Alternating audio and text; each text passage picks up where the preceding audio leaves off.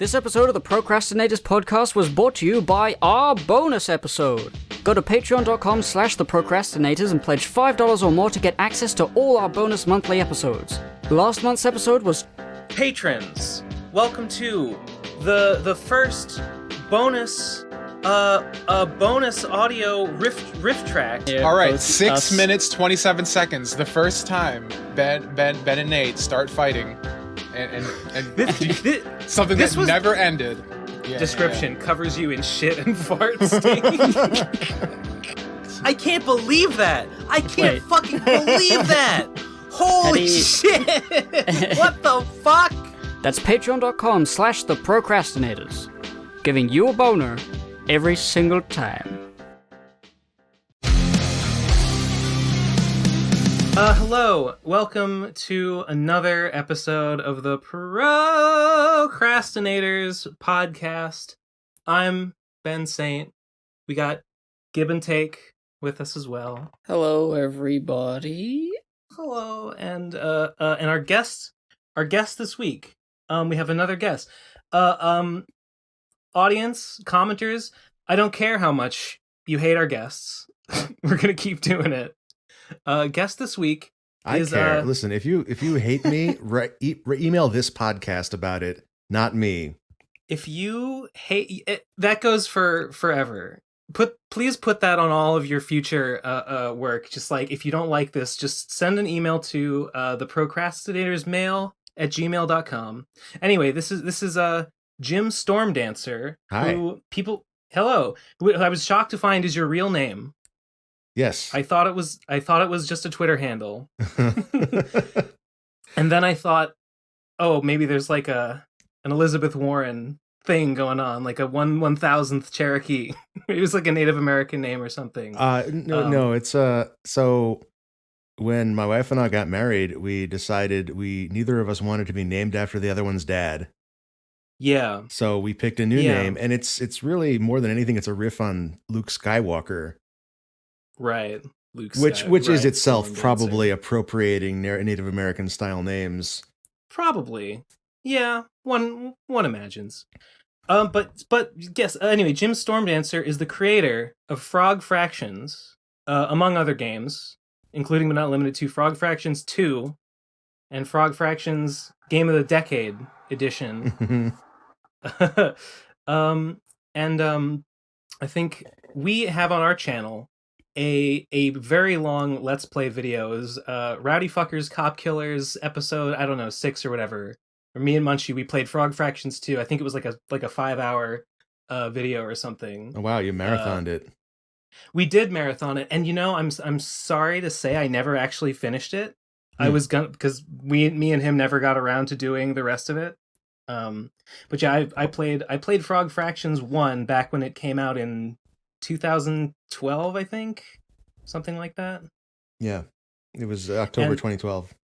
October 2012, right. Yeah, I played that when it came out. I saw the I don't even remember where. I saw some people vague posting about it. Maybe it was on 4chan or something awful or something, just like, have you seen this game? I'm not going to say what it is. You should play this game. I was like, okay, I guess I will. And I won't. I don't want to. I don't know. If anyone hasn't played it, I recommend it. Check it out. It's free on twinbeard.com. Right. But if it's like 3 months from now, you won't be able to play it because Flash is going away. Yeah, I went this morning. I booted it up to take another look, and I got the notice that's like Flash won't be supported past December 2020. I was like, oh my god. God, yeah. Oh no, this fucking game. But it's okay. I made it all better because I did a remake on Steam, and it's high res, so you don't have to stare at a 640 by 480 postage stamp to play the game. When I saw I heard about Game of the Decade edition, and I just I don't know how much. I don't know that. Should I skip past talking about it? Should I not say anything about it? Is it secrets? Are you asking me if I put secrets in my own game? Is that what's happening here? No. I played the Steam version. It's just the same. It's just Frog Fractions again, but on preserved. Yes, that's correct. It was preserved as closely as possible to the original. However, there is DLC. I was gonna say, okay, because I read your article on your blog, Yeah. and I was reading that, and I was like, wait a minute, I don't know who these characters are. Yeah. This is not the same game. Listen, if you wear a hat with the DLC, okay, you pay $10 and you get this hat, and your frog looks dapper as heck. Nice. While you're eating bugs. And that's definitely all it is. I see. Yeah. I mean, $10 well spent. Since the original was free and all. Right. Okay.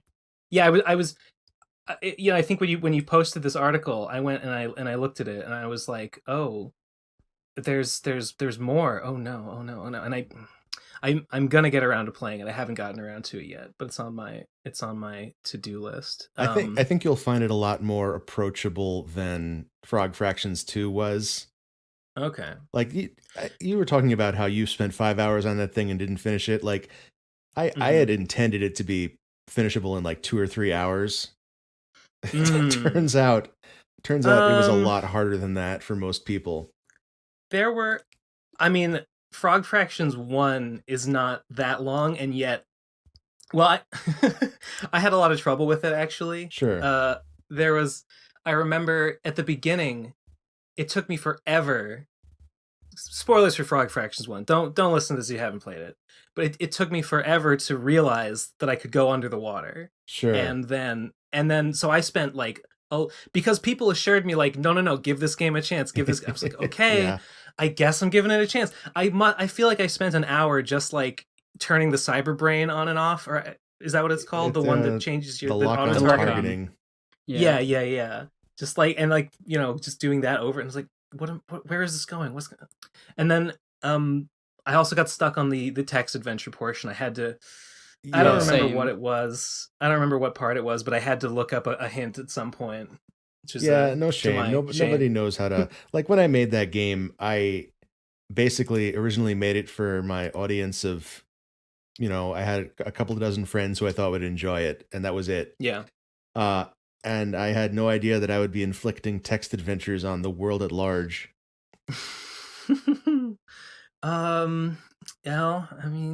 So it goes, I guess. That's you never know. You never know what's going to be the thing that blows up. But then I did that on purpose with like ZZT style dungeon crawls in the second game. So yeah, I had never. Is ZZT a worthwhile game? I didn't know about it. The only way that I know about it is that the main Frog Fractions game is like a reference to it, and I thought that part of Frog Fraction was really cool.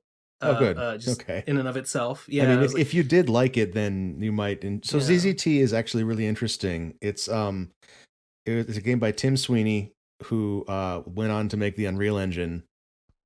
And like Unreal, the game Unreal, it is a game that like was shipped and sold as a video game, but by far the most interesting part of it was the level editor. So it was a lot of people's first foray into game design, and so it was extremely through the level editor. Yes, it was extremely influential in that regard. It was like early 90, like 1991 or something. Yeah, PC users found this game and made their own worlds with it, and it's real hard to go back to now. Like it's not super playable. Like, believe it or not, like despite all the bullshit I pulled in Text World, it's a lot more. The feel of it is a lot better than the original ZZT was. Yeah, like you do some like graphics stuff. It's not all like, I mean, I play some ASCII games. Like I play a Dungeon Crawl Stone Soup. You familiar? Yeah. Yeah. Although I play with a tile set. Oh sure, yeah. Because I'm weak though. So I mean, the a bit of a esoteric interface doesn't really bother me too much. Mm-hmm. Well, the thing is, so what I'm talking about specifically is ZZT is an action game, but it uses like the default OS key repeat for movement. So you Key repeat? meaning so you know when you hold down a letter on the keyboard, one letter appears in the text box, and then like a second later, a bunch of letters start appearing in the text box of the same one. Yeah, sure. Okay. That's what I mean by key repeat. So in ZZT, if you want to move left, you can push left once to move one step left, or you can there's a second, or you can hold it down and it'll go left once, and then it'll wait a second, and it'll start going left a bunch of times. Yeah, and it's really it doesn't feel good to operate like. And I actually did a similar. Frog Fractions 2 is the same though, right? It is, but it's tuned way differently. I see. You did it deliberately. Yeah. Instead of just inheriting it, I suppose. Right. Yeah. Right. Gib, you haven't played Frog Fractions 2. No, I did watch you play for those 5 hours. That's right. I think a fun part of, was it the first Frog Fractions you did like another video where I think we did where you played the game, but like in the course of the video, you sort of got derailed and started Google image searching things and looking at Wikipedias, and the video itself sort of became a reflection of what Frog Fractions is as a game, which is fun. Oh, that's beautiful. Right, because the video itself. Right. I remember. Yeah, there was sort of like a meta joke to that one where like the video pretends to be a video where we play Frog Fractions, but instead it is about, entirely separate things. That's I had like forgotten, but that was a thing at the time. Yeah, I wanted to be like Jim. Yeah. Oh man. So I don't know. I'm looking forward to checking the DLC out. That's great. Yeah. My little brother is also game developer. He's just finished uni, and he's working with people doing game jams and stuff. Nice. And he made I was very surprised at this. He had a game called Road Toads, which was like a little 3D game where it had toads on cars driving around. In another RFCK video, we did a Road Toads playthrough. And the idea is you're just driving around as a toad, and it's a fun little game. But he had visions of it being like, there's a revelation, and you find out that there's more to it, and all this stuff. And I said, oh, that reminds me of Frog Fractions. And he was like, what the hell's that? And he was so disappointed to find that someone has already made a frog game with a twist. A frog game with a twist. And he was like, oh. Just defeated. Genre. Next you told him about Frog Detective Haunted Island. I don't know about that. Oh, you should definitely check out the Frog Detective series. Oh, it's a whole series? There's only 2 of them, but okay. Technically that's a series. Is it like I'm looking at it. Is it like a point and click? It's like a point and click if a point and click were first person, like a first person shooter style movement. But it plays like a point and click adventure. Makes sense. Oh, this looks cool. And I think they did that just so they wouldn't have to animate the main character running around. Yeah. I had a similar story from back when I was making Frog Fractions. There was another Bay Area game developer making a game called Total Toads. A lot of frog. And we heard about we heard about each other, and I just assumed, okay, he's making like an educational game. But he thought that I was making an educational game as well, and was like, oh, there's a rival frog educational game developer. And it turns out like you can't get his game anymore. It shipped on iPhone, and it doesn't work on modern iPhones. But it was a game about adding and subtracting with toads, rather. What was it called? I missed. Total Toads. Total Toad. So it's got the alliteration to it. Yeah, it's pretty good. He's like, no, stop horning in on my market. Yeah. Have you seen you know the Catamites? Yeah. Have you seen his frog blog? I have not seen that. I don't know if he still does it, but he had a little blog page where he he would rate games solely based on like the appearances of frogs within them and stuff. So he would like, I don't remember, but like, he was like, yeah, Cave Story's got some pretty good frog enemies. They don't do they're not in very much of the game, but they're good for what they are. 7 out of 10. Right. Whatever. Yeah. He'll just he rated the frogs basically. Yeah. Now I'm curious. Now I want to find out what the Catamites had to say about the frogs and frog fractions. I don't know. I feel like I should know whether or not frog fractions made the cut for that list, but I don't. Well, don't off the top of my head. If the blog is continuing into the future, maybe it will in the unknowable future. I think it's probably still on Harmony Zone somewhere on that fucking Technicolor nightmare. Angel Fire. Yeah. The web ring or whatever. Right. So, both of you? How was your Halloween? How's life? Who's going first? Well, I guess I can go first. Yeah, go for it. My Halloween was uneventful, and that's exactly how I enjoy it. Usually, obviously put up decorations, people come around the door, trick or treat. With COVID, nobody did that, and we didn't put up decorations to encourage it. Good. Instead, I carved some pumpkins with goofy faces, and usually they're out in the front, and then they get, like, by the next morning, they're all, like, rotten, so we just throw them away. But this time, they were inside, and so I decided to burn them. I decided to light a fire inside the pumpkin, and that was what I did with my evening. So I just, because it's a vegetable, it's got a lot of moisture in it. You just threw like wood in there? I put logs and kindling, newspaper, and I lit them in the fireplace. And wow, excellent. It was very scary at some points because you don't need them after tomorrow or after the day. And but the effect was really quite striking because it's a guy's face and its fire's coming out of it and is getting singed at the sides.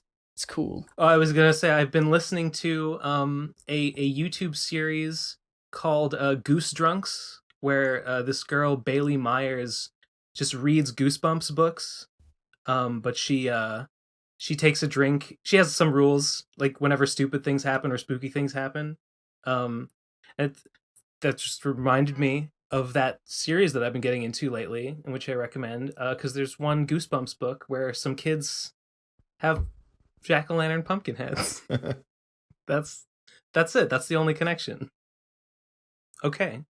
What were you saying? I interrupted for that. Oh, I was gonna say that if you had filmed it, then it would make a great one of those videos where how you can find on Netflix there's like a video that's just a video of like an hour of a fireplace. Yes. Oh, yeah. An hour of like a pumpkin face slowly melting would be fantastic. It'd probably be like 45 seconds of a pumpkin face disintegrating. Well, no, because on fire. Oh. Because really? Yeah, like I was saying, that it's a vegetable and it was quite fresh. I only cut it like the day or two before. There's a lot of moisture in there, so it actually the fire was struggling to stay alive. So I was literally feeding it through the mouth of the pumpkin fuel. That's pretty cute. I did film like few little 45-second chunks of it, but I didn't set up anything because it was like in the living room and parents were there watching TV. It was sort of like weird to set up a camera. Right, it was so fine. You couldn't make nice. the theatrical screaming noises either. Nah. Did you save the seeds? Seeds? Oh, yes. Well, yeah, I did. My brother was gonna make. You gotta cook them. You gotta some cook sort of the a pumpkin seeds. pie. Yeah, something like that. Yeah, they're nice. You just put them on. You just bake them. You just season them however you want. And you bake them. You can make sweet cinnamon. You can do like garlic and herb. Or just the seeds on their own. Yeah, I mean, great. Yeah, you should probably salt them at least. What we did was we actually boiled them in salt water. Oh. To in order to salt them, it's the best way apparently to get even salting. Just to get the Well, silk inside and the then we seeds. baked them. Just to be clear. Okay. I was gonna, because like I was introduced when I lived in the South. I was introduced to boiled peanuts, and I gotta say they're gross, and I hate them. Yeah, I don't think Like, I've had. I don't know if I've had a boiled peanut. They're so much worse than just cooking them like a normal human being. I don't mean, understand what you'd waste. Is that roasting? Yeah, roast them in the oven. Okay. Or in whatever. Yeah, you roast them. That's roasted peanuts. Is how you do it. Typically, I get them out of the jar with the peanut guy with the top hat on it. Yeah, because they roasted them, right? Because they roasted them. They when you boil them, they turn into like these soft. They taste like beans. Like it brings out their sort of like earthy, like beanie flavor, and I hate it. What's the vile. texture like? It's like a chickpea. It's very similar to a chickpea. Oh, interesting. A soft. Yeah. Okay. All right. Time for a visual metaphor. If Mr. Peanut was boiled instead of roasted, what would he be wearing?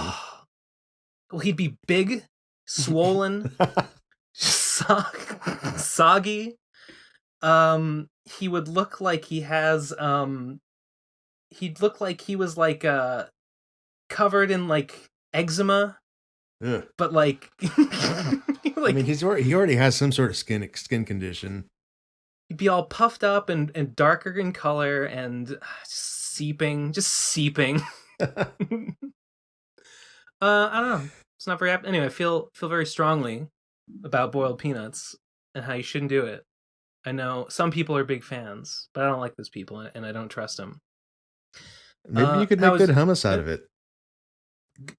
You said hummus, but I heard homicide. Maybe I could make a great homicide out of it. That too. Makes you think. No.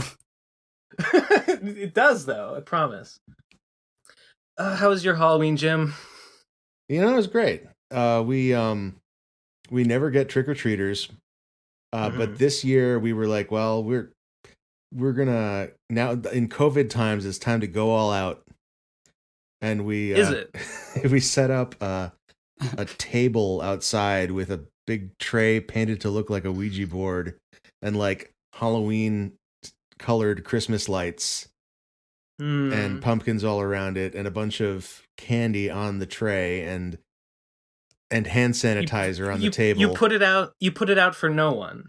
So pretty much there was one group like that came by as we were going to bed that were very excited and came by and yelled up. I don't know if they knew we were going to hear them, but they yelled, "Thank you, Merry Christmas." And it was very sweet. And it sounded like there were like 4 people in the group, so like 4 people took handfuls of candy. So better than nothing. Okay, yeah, it's not no one. And we also had we have our 2-year-old Winston, who we wanted, like, we gotta teach this kid how holidays work. So we did a very minimal, like just 5 houses or so. Trick or treat, right? And he didn't want to. We had gotten him a costume so he could dress up as Mario, and he was like, on the day of, he was like, no, I don't want to wear. He doesn't speak that well, but he was like, no, I don't want to wear that. But he was willing to wear his pajamas that have bones printed on the front, so he could look like a skeleton. Yeah, it was, you know what? Yeah, but he just wears that all year round. He does. Okay, I mean, it's still fine. But the neighbors don't know. Yeah. It's not for him. Yeah. So we went to a couple of houses, and like surprisingly, we did the usual thing of like, well, is the porch light on? Are the house lights on? Is there decorations? Of guessing like which houses are going to be participating. And like 50% of people that we tried answered the door and gave us candy. So like people are still wanting to participate in this thing. Sure. Of course. But this is not a high traffic trick-or-treat neighborhood. So I think like if next year he seems to be ready to step it up, we have to figure out where are the kids actually going. Yeah. You might just like make a little evening trip out to some like more tightly packed neighborhood, I guess. Yeah. Do a little circuit. Yeah. Yeah. My house growing up, I was on kind of like a country road, like not exactly in like the complete boonies or whatever, but like, in like a pretty loosely packed, like sort of suburban country town. And so we would, on like a good year, we would get one trick-or-treater. Yeah. Yeah. But now I live on a more dense street, and so we probably would have, but I don't think anyone came to our door yesterday, or maybe I just wasn't paying attention. Well, I was gonna have some friends over, Kazi and Munchie. Gib, you know him. Jim, you don't know him. Mhm. We're gonna be over. But then we were just gonna hang out in my backyard because like that's what we've been doing. Social distancing. Guests don't come in the house. We hang out in my backyard, and it snowed. It snowed yesterday, and there was still snow on the ground. And so I said, and Kraken Shell. He wasn't just, a bunch of people, whatever. Anyway, it snowed at the wrong time. I didn't want to like squat in the snow in my backyard, so I said, no, Halloween's canceled. Everyone, go home. So I didn't do anything, and I was grumpy all day about it. But you know what? Dumb holiday anyway. Who needs it, right? Am I right? Yeah, hell yeah. It's the sweetest holiday. Oh, Winston. Oh, sorry, go on. I was gonna say the other thing that ruined my Halloween was because it snowed. I finally had to take my air conditioner out of my window, and I had to take it out of my window and move it over my bed to get it into my closet to store, because I have like a low. Well, the snow. I don't know if you know where this is going, but the snow had gotten into the air conditioner, and the whole thing was wet. And as I was moving it over my bed, all the snow water like poured out of it and like soaked my bed. I was like, God damn. I left. So what I had to do last night, I took like saran wrap. I had to like spread saran wrap over this big wet area in my bed and put a blanket over it and sleep on top of that. Yeah, some people pay extra for that kind of bed. And you know what? I woke up in the morning and I checked and it was dry again. So problem solved. I just hope it didn't have any like weird like black mold or fungus in it. That's like gonna live in my mattress concern. now. Oh dear. Winston, when we were out walking this morning, he wanted to get more candy. He started walking up a neighbor's driveway saying, "Get candy." Yeah. I had to explain, like, sorry, this is just yesterday, buddy. Oh, okay. He thought he was like, this isn't. Oh, so this is what all those other houses are for, right? You can get candy from them if you ask. I see. Smart kid. Yeah, he's a pattern matcher. I see. I see my new angle. So this is Now I didn't tell you this. I'm springing this on you, but it's nevertheless true that you're not merely our guest this episode. You are actually interviewing right now to be the new replacement member, since all of our other members have abandoned us. So how do you feel you're doing? I mean, I think I'm doing great. You think you're killing it? Yeah. Well, we'll see about that. Listen, I'm here to interview you. Okay. Oh, fuck. Shit. I didn't prepare anything. I do want to say I didn't. This is technically a crossover, with your podcast, Topic Lords, which I didn't know you had. Yeah, I guess technically it is. Yeah, I didn't know about it until very recently, as I was looking up stuff related to you in the week leading up to having you on, and I was like, oh, he's got a podcast too. I wonder if he knows the pain. Surely he must also know the pain of having all of his other podcast members turn on him and abandon him to their fate.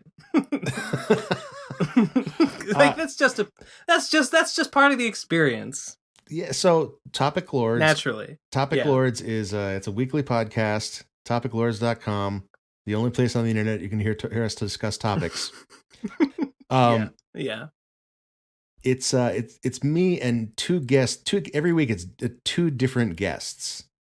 Oh. And the guests bring topics to discuss, and it's very freeform. One of the listeners described it to me as a place for people with ADHD to gush about their fixations, which there's a market for that. seems pretty accurate. But so yes, I the last episode I recorded was pushed back twice because both of the guests forgot they were recording. Sure. Oh my God.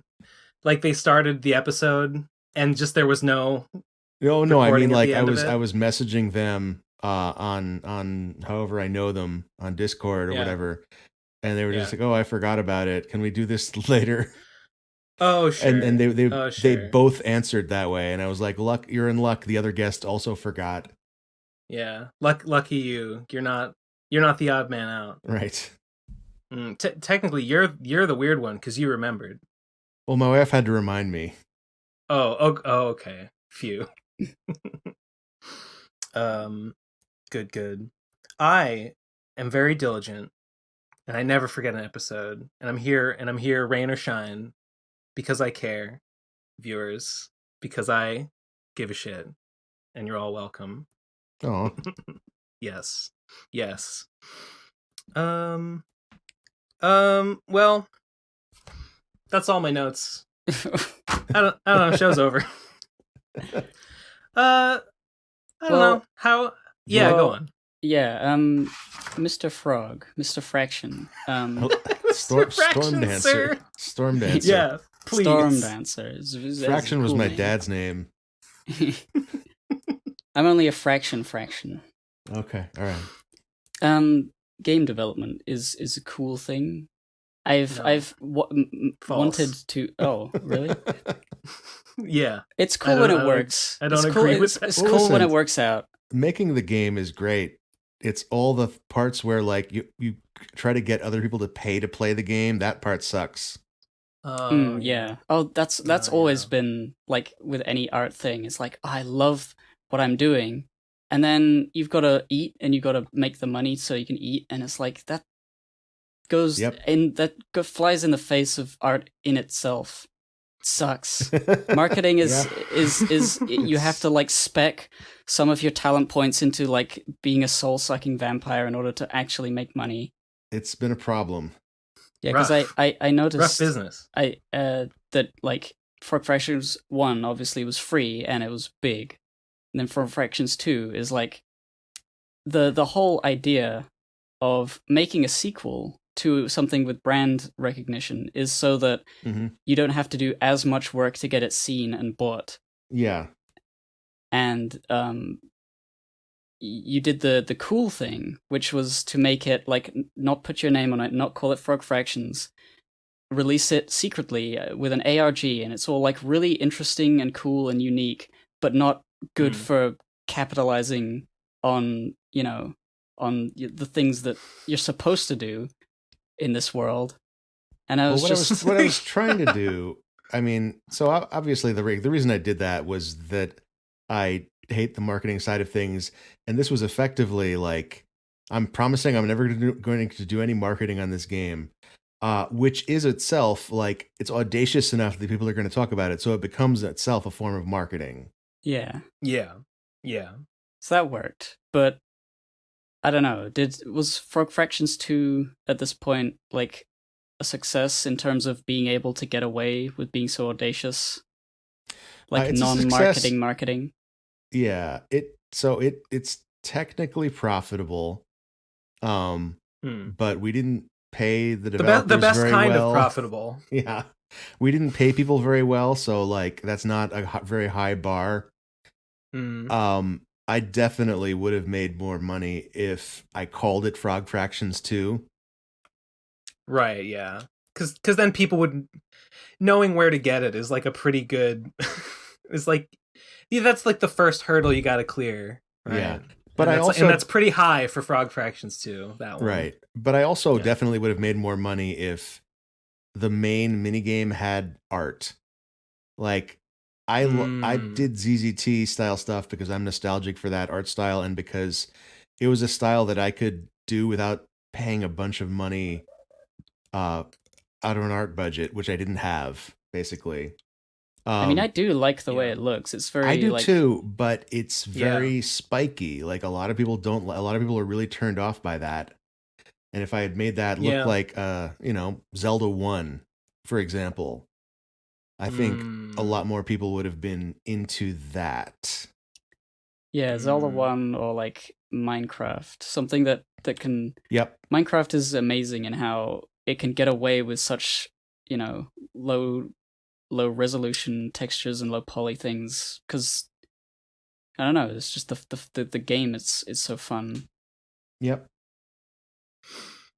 It's always a challenge, because I'm like, I make comics, but I'm not that good at drawing yet, so I'm trying to figure out how I can make comics without really being good.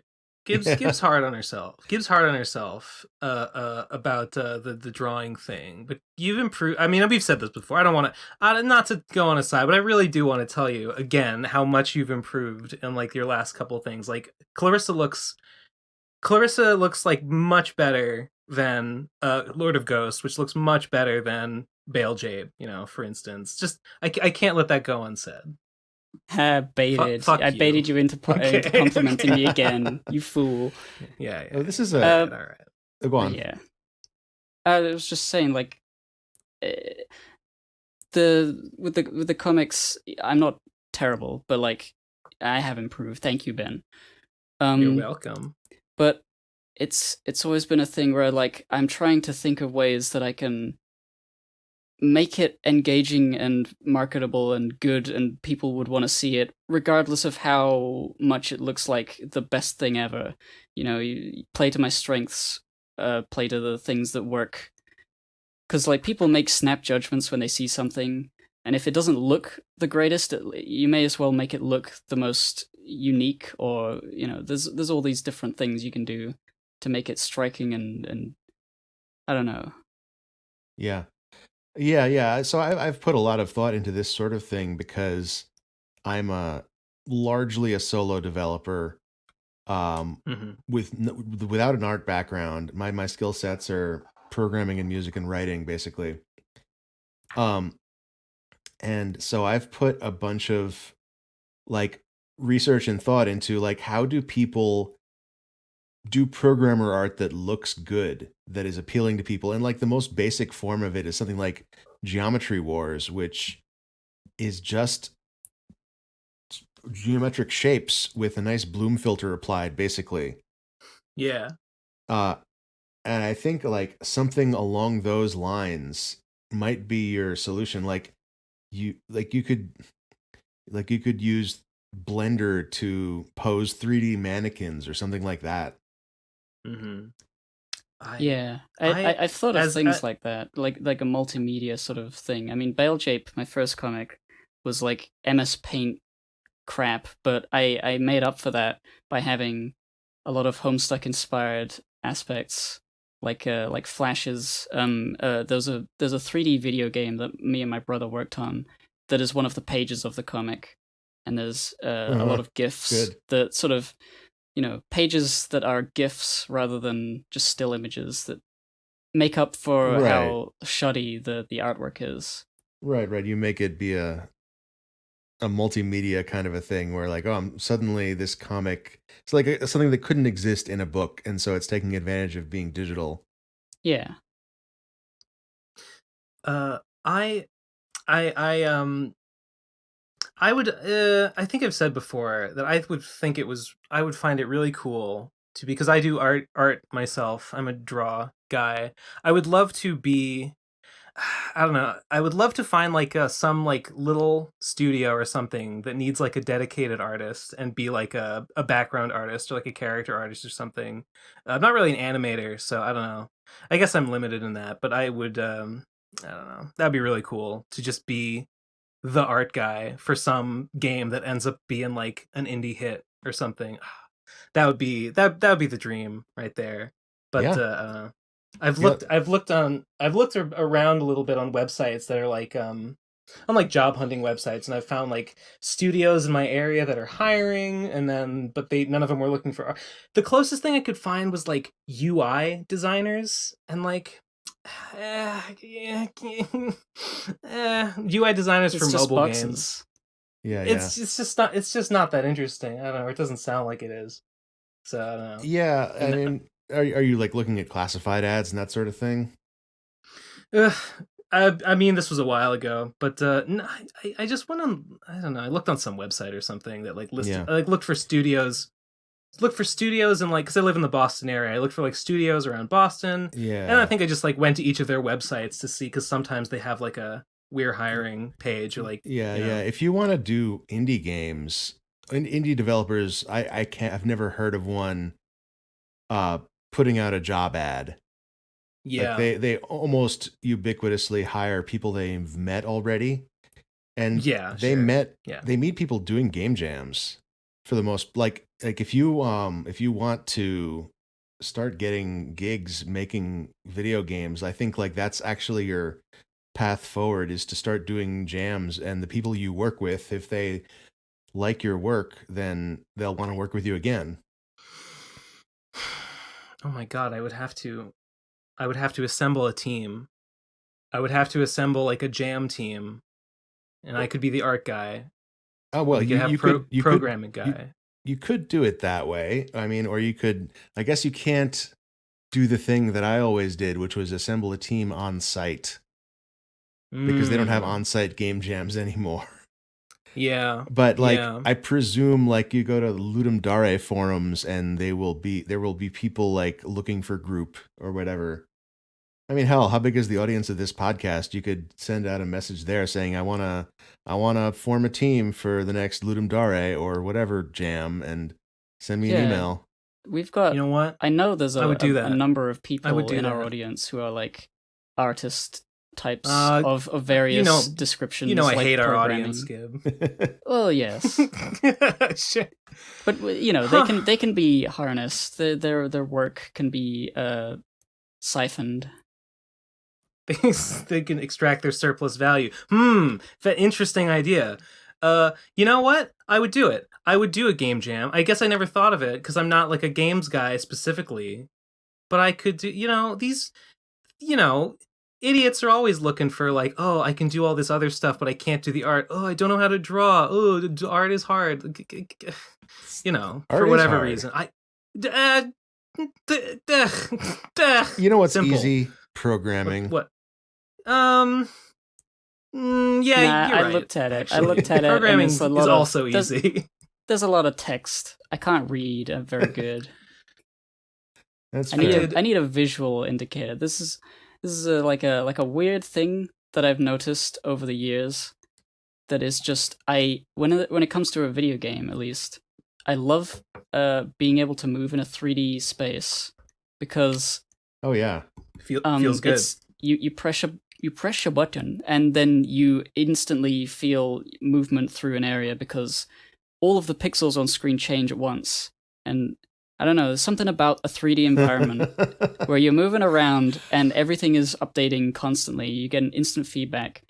In the text adventure part of Frog Fractions, I always, like, my brain breaks, like, because you look around in the spaceship, and you think, okay, here's the things I can examine. I examine each one of them, and then the text has gone off screen, and because it's gone, I can't remember what it was, so I have to do it again.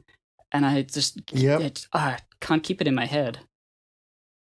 Need that visual stimulus. Well, you know what you can do? You can lean on the return key, and then every pixel on the screen just keeps moving. I just keep in one direction. Yeah. Right. Yeah, that's all I'm looking for in a game, is the pixels move. Just the more I just need like a white noise, like static image, and like, that's what I like.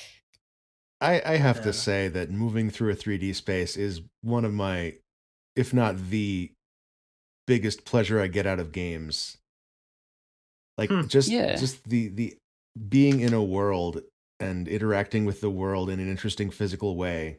Like, I have been super stressed this year from shipping a game and raising a kid and COVID, basically.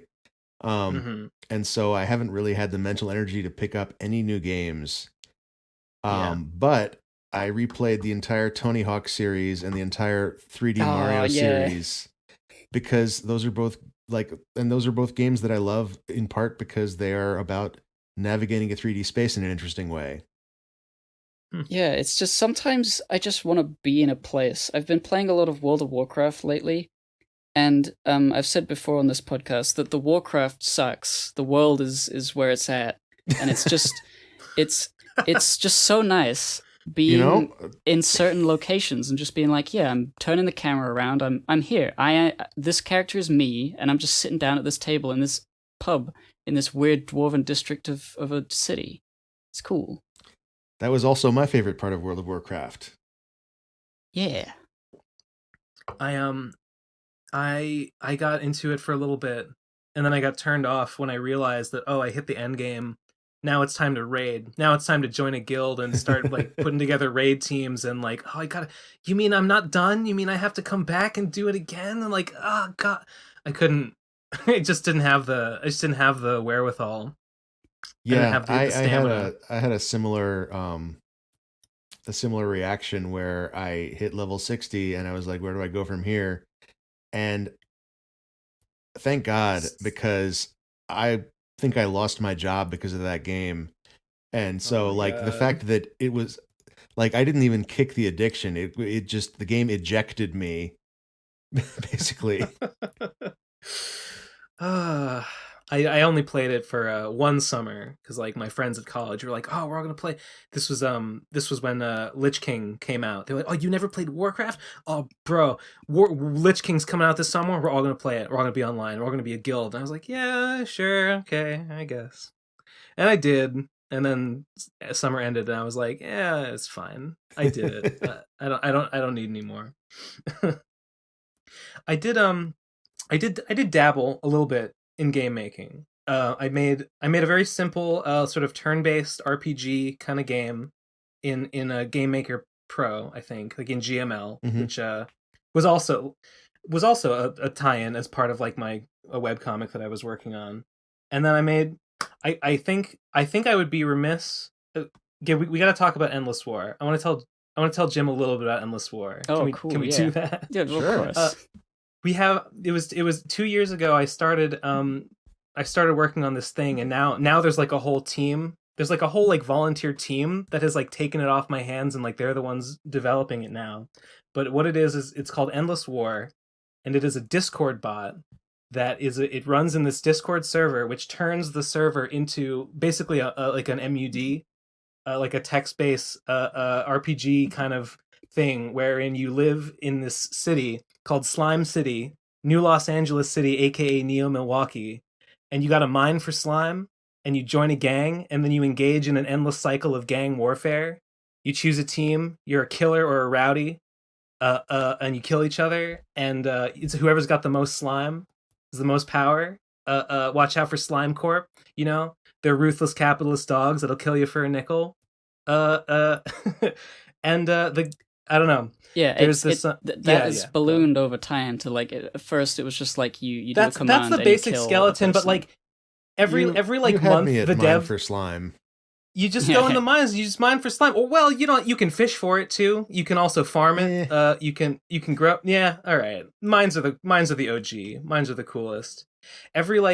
I don't even know what the game is doing anymore. Like me and my friend Crack, kind of like mostly him, because he was more of a developer than me. We made it like 2 years ago, and now people that I barely know make it. And like every month I'll see like an update that's like, oh yeah, we added there's a new, like now you can sell your soul to another player and like put it in a jar, and they can keep the jar in their fridge. You can own real estate. Oh yeah, we added new crops. There's new crops that like you can mill for new dyes and stuff. Oh, we added a new mini boss or a raid. I don't even know what this means. This is all in this text based thing. So this is what you do. Here's how you handle this. You wait till you're on your deathbed. Okay. To maximize your anticipation. Yeah. And to maximize the number of weird features that these developers have added. Then you play the game right before you're about to die. And you have the most amazing, like, I made this awesome indie game, and now look at 50 years ago. Right. I made this bot, and now, like, it's moved platforms 6 times. Now it's in VR, and I'm growing crops, and I'm like hunting beasts and stuff. I'm like, yeah, this is what I expected it would become one day. A 4X platformer. Yeah. It's so advanced that it actually turns you immortal, and then you don't be on your deathbed anymore. Oh no! That was it. That was the plan all along, to transcend the physical form, and then you upload become my cyber one brain with the slime in the cloud, the slime cloud. You can which is definitely not the same as dying. No. You convert your consciousness directly into slime-based cryptocurrency, and then trade it on the stock market. That's what I want on my tombstone. You're like, oh shit, KFC stock is rising. My consciousness is expanding. My third eye is open. In the game, there's a stock market, by the way. You can, good. There's competing stock like Taco Bell, KFC, and Pizza Hut are all. But you didn't put KFC in the game. The simulants invented it. KFC was in the game. Oh, but I did not add the stock market portion. You used to just buy food from KFC, believe it or not. But now it's a living document. Now there's multiple like the restaurants in how they multiple just serve slime. districts. The slime is they want the slime. You pay them in slime, and they're like, okay, we'll get you go to the mines, you mine for slime until you can't. You're too tired, and then you go to KFC. You give them your slime. They give you some plutonium chicken. Trade slime for grease. You restore your stamina, and then you go back to the mine, and then you just do it all over again. That's capitalism, baby. It's a metaphor. It's, in real life, that's horrifying. In a video game, that sounds delightful. It is. Exactly. Unfortunately, it's really funny. You can't do cave. There's no more cave-ins now. We took cave-ins out, so. Oh, you did? I think so.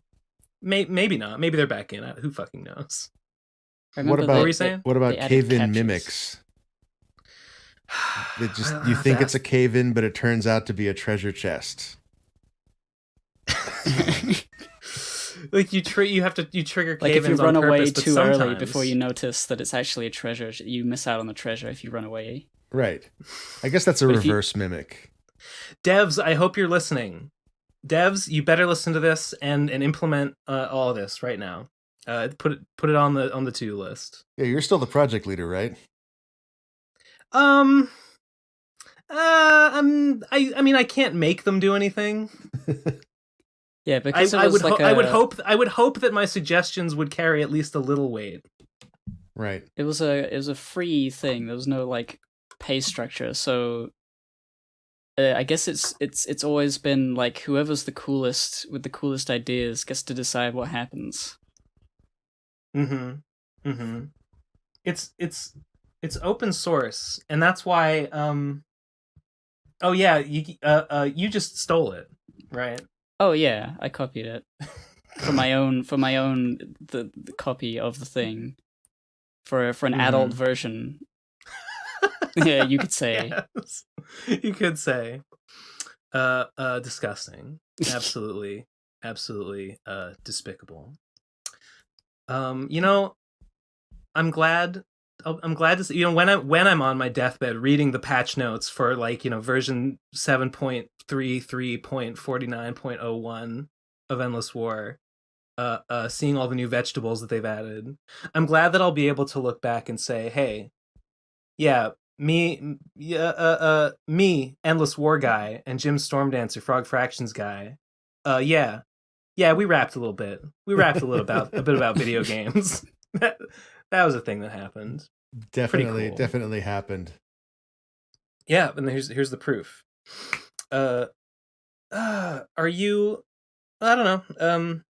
Are you working on anything right now? I know that's probably like a pretty cliche question, but I'm genuinely curious. You got what's the video game? Can I have another video? Can I have another video game, sir, please? So I just patched achievements and a bunch of new secrets into the Hat DLC. That was a few weeks ago. Right. And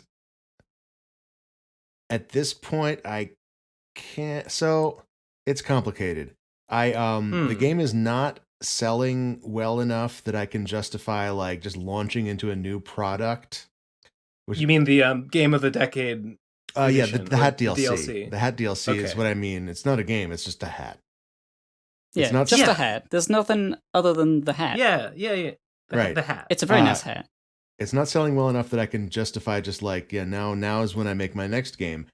So I have to figure out what is next for me. In the meantime, I am doing contract stuff. I was gonna say you do like real jobs, at least some of the time. Yeah, well, I mean, it's been ever since Frog Fractions, I've only done like, and this is really neat. It's only been like interesting work. It's mostly been game dev stuff, but yes, I do like I do contract work in addition to making my own video games.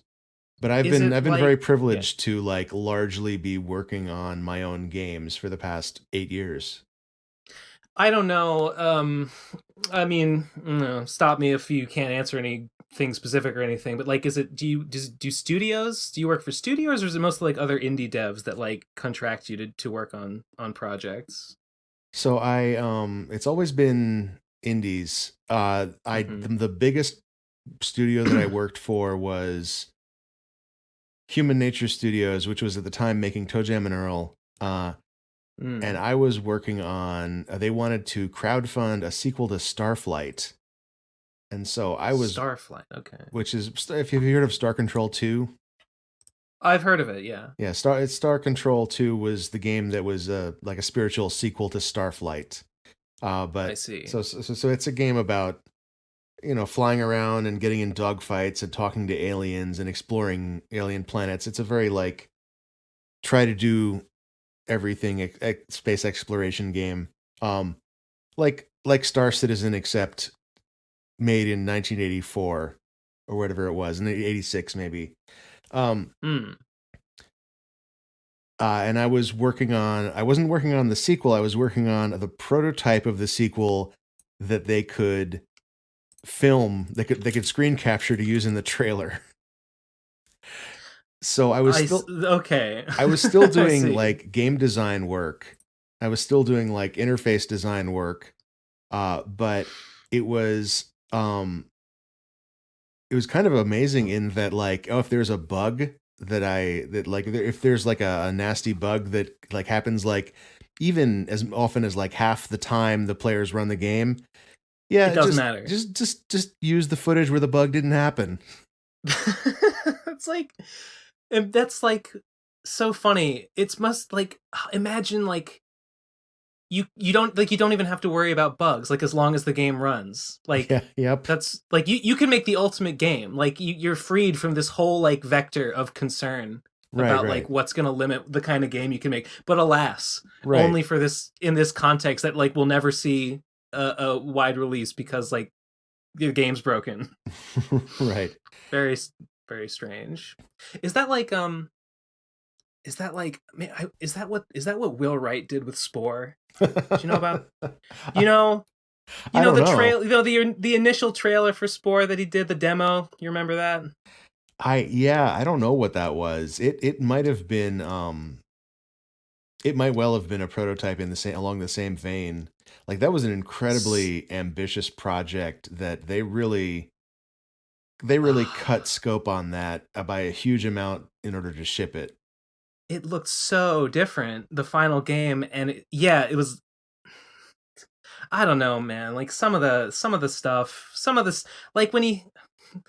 I've complained about this before because no game ever broke my heart like Spore did. But like when he gets to the planet stage and he's like finely tuning the planet's atmosphere, like the various gases in the atmosphere and the temperature, and then suddenly organically like life starts blooming on the planet. He's like, yes, I've the delicate control, and then you get to the real game, and it's like you just drop a fucking bomb on the planet. and like that's how you turn it into a habitable planet, and you can like put stamps on it, and that's how you. It's like, oh, oh my god, Will, you fucker. Yeah, they were doing some sneaky shit with that. Yeah. I mean, obviously, like they were trying to make the game that Will Wright wanted to make, and they were just like, well, we're like 4 years into development, and it's nowhere close to anything playable. Like, is my guess is what happened. So, like, okay, let's bring in the guy who made Civilization to do the turn-based strategy part of it, you know. Yeah. And like they turned it into I guess in the same sort of way as Frog Fractions, they turned it into a series of mini games. Yeah, and I mean the different stages were always going to play differently. But yeah, like the final stage, like the conquest of space, was just so like oh, you know, just do the same thing, just like move from planet to planet. It's like, oh, and sometimes these like Borg things show up, and you just gotta kill them, and then it's like, okay, it does. Yeah. Sad. Yeah. Sad times. I'm still hurting over Spore. I bet you could get some of that same sense out of like a Dwarf Fortress or something a Dwarf Fortress.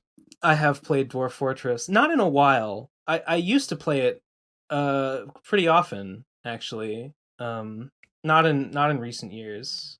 I was a big fan. I was a really big fan of just doing world gen and then just going into like world history and like reading. Yeah.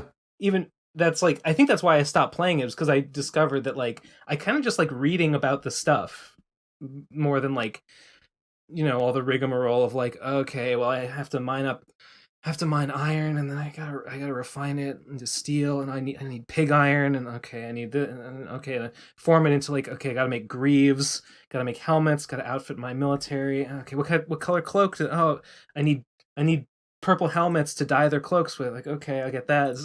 You know, let's just read about the let me just read about like the goblin who became emperor of the Dwarven Kingdom after like she was created when the universe began, and then spent the first like 400 years of her life like winning hammer throwing contests and wrestling matches, only to become Dwarven emperor. Like, let me just read her story.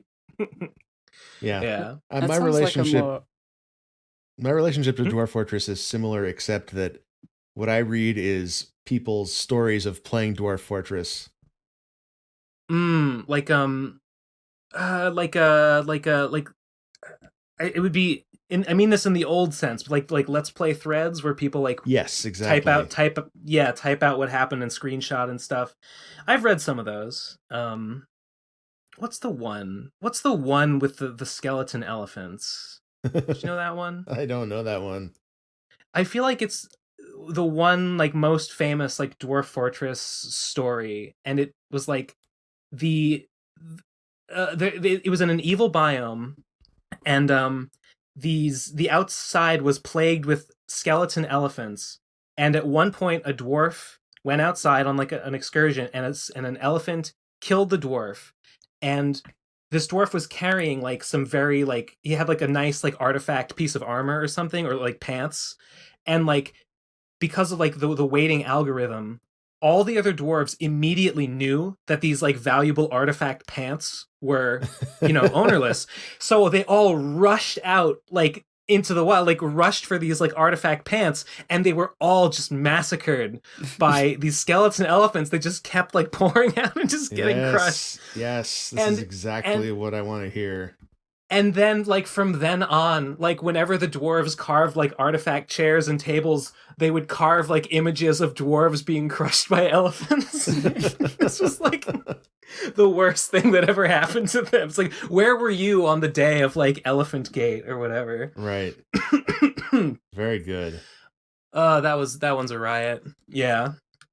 It's skill. There's a skill that you have to have, and if you play a good game of Dwarf Fortress, some funny shit happens but then, you know, to tell it in a compelling way, to make it a funny story to read, you know. There's a YouTuber called Krug Smash. You ever seen him? Not familiar, no. Krug Smash basically does that. He runs these fortresses and he makes videos sort of summarizing and explaining like how the fortress is going and like what happened. There's a great and he does his own art too. Like he draws scenes from it and he'll show them on screen like while he's describing them. He has a great series called Monster Killer. Monster Killer.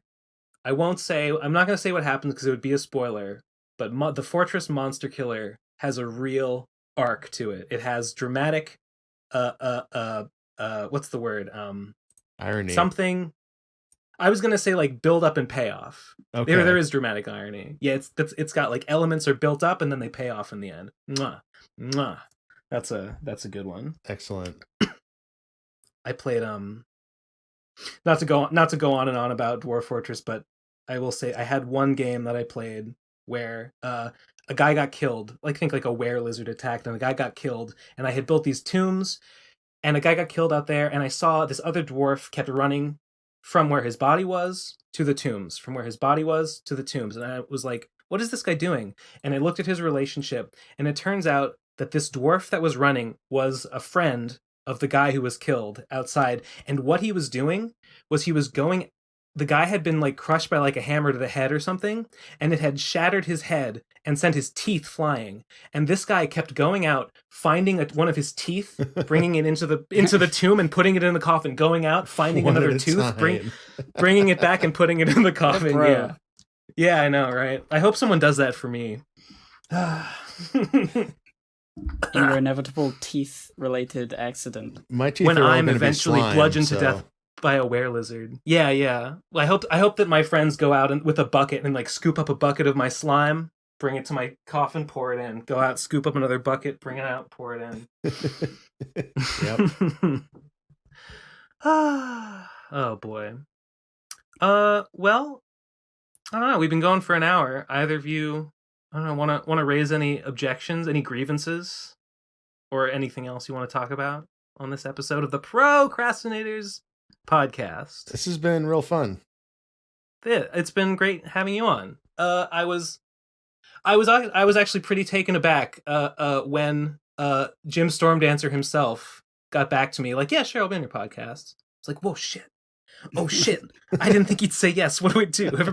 Everybody clean up. Look presentable. Look professional.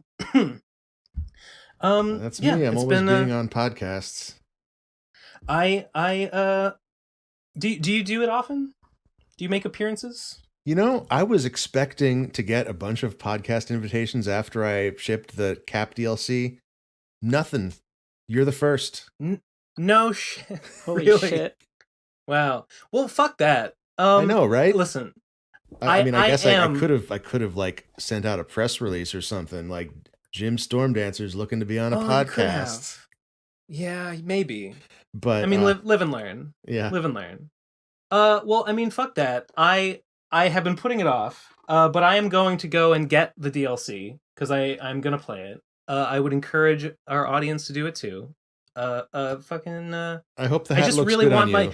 I really want my frog to look nice and dapper, and it just sounds like cute, and it would really enhance the experience of Garden Variety Vanilla Frog Fractions 1 for me. Yeah. In my opinion, yes. All right, cool. Well, then let's just you wanna escape? You wanna open up the latch and let you out? Yeah, I of our guess I should laboratory? probably go see how my wife is doing. Sure. You're a busy guy. You're a dad. Yep. Very, man, scary. Scary thoughts. All right. Well, thanks again. A few moments later. Eleazar, cut all that out. That's fucking horseshit. Yeah. Cut all this. If even one whisper, no. If even one whisper of this makes it into the podcast, I will destroy you. And then Eleazar, and cut out what we said, but then leave that part in where I say that if any of this makes it into the podcast, I'll kill you, and then leave so that they know that they have to get the Patreon bonus episodes, right? Give them a little, just let them know exactly what's at stake. All right, voicemails. Okay, voicemails. You got them up? Oh shit! I never remembered to do that. You Speakpipe.com. It's already in the thing. Right, I'm here. Wimp. All right, are we ready to go? Which one are we starting on? We're an idea for PCP Fighter. Oh, okay. Right on. Okay, 3, 2, 1, go. Mugen is a free engine for 2D fighters. It has a big fan community, and it's built around being able to easily put your own characters and moves in. It might be a good place to start for like a proof of concept for a PCP fighter. Yes. I mean, I've done Mugen before. I spent like, I don't know how long, because I was an idiot kid who didn't really understand what he was doing, trying to figure out how to get like an anime character. I think it was like Zoro from One Piece. I wanted to get Zoro in the Mugen because I couldn't find him. I tried to make him. I tried to make Sanji, I think, actually. I ripped some GBA Sanji sprites from something, and I was like working on the hitboxes, and it was like I managed to make him kick and it connected, and I was like, oh my god. But it was so powerful. Yeah, but I don't think I ever really finished it, because it was like, I don't want to do that for every single animation, every single move. Yeah, fuck it. I'll just download Fat Albert.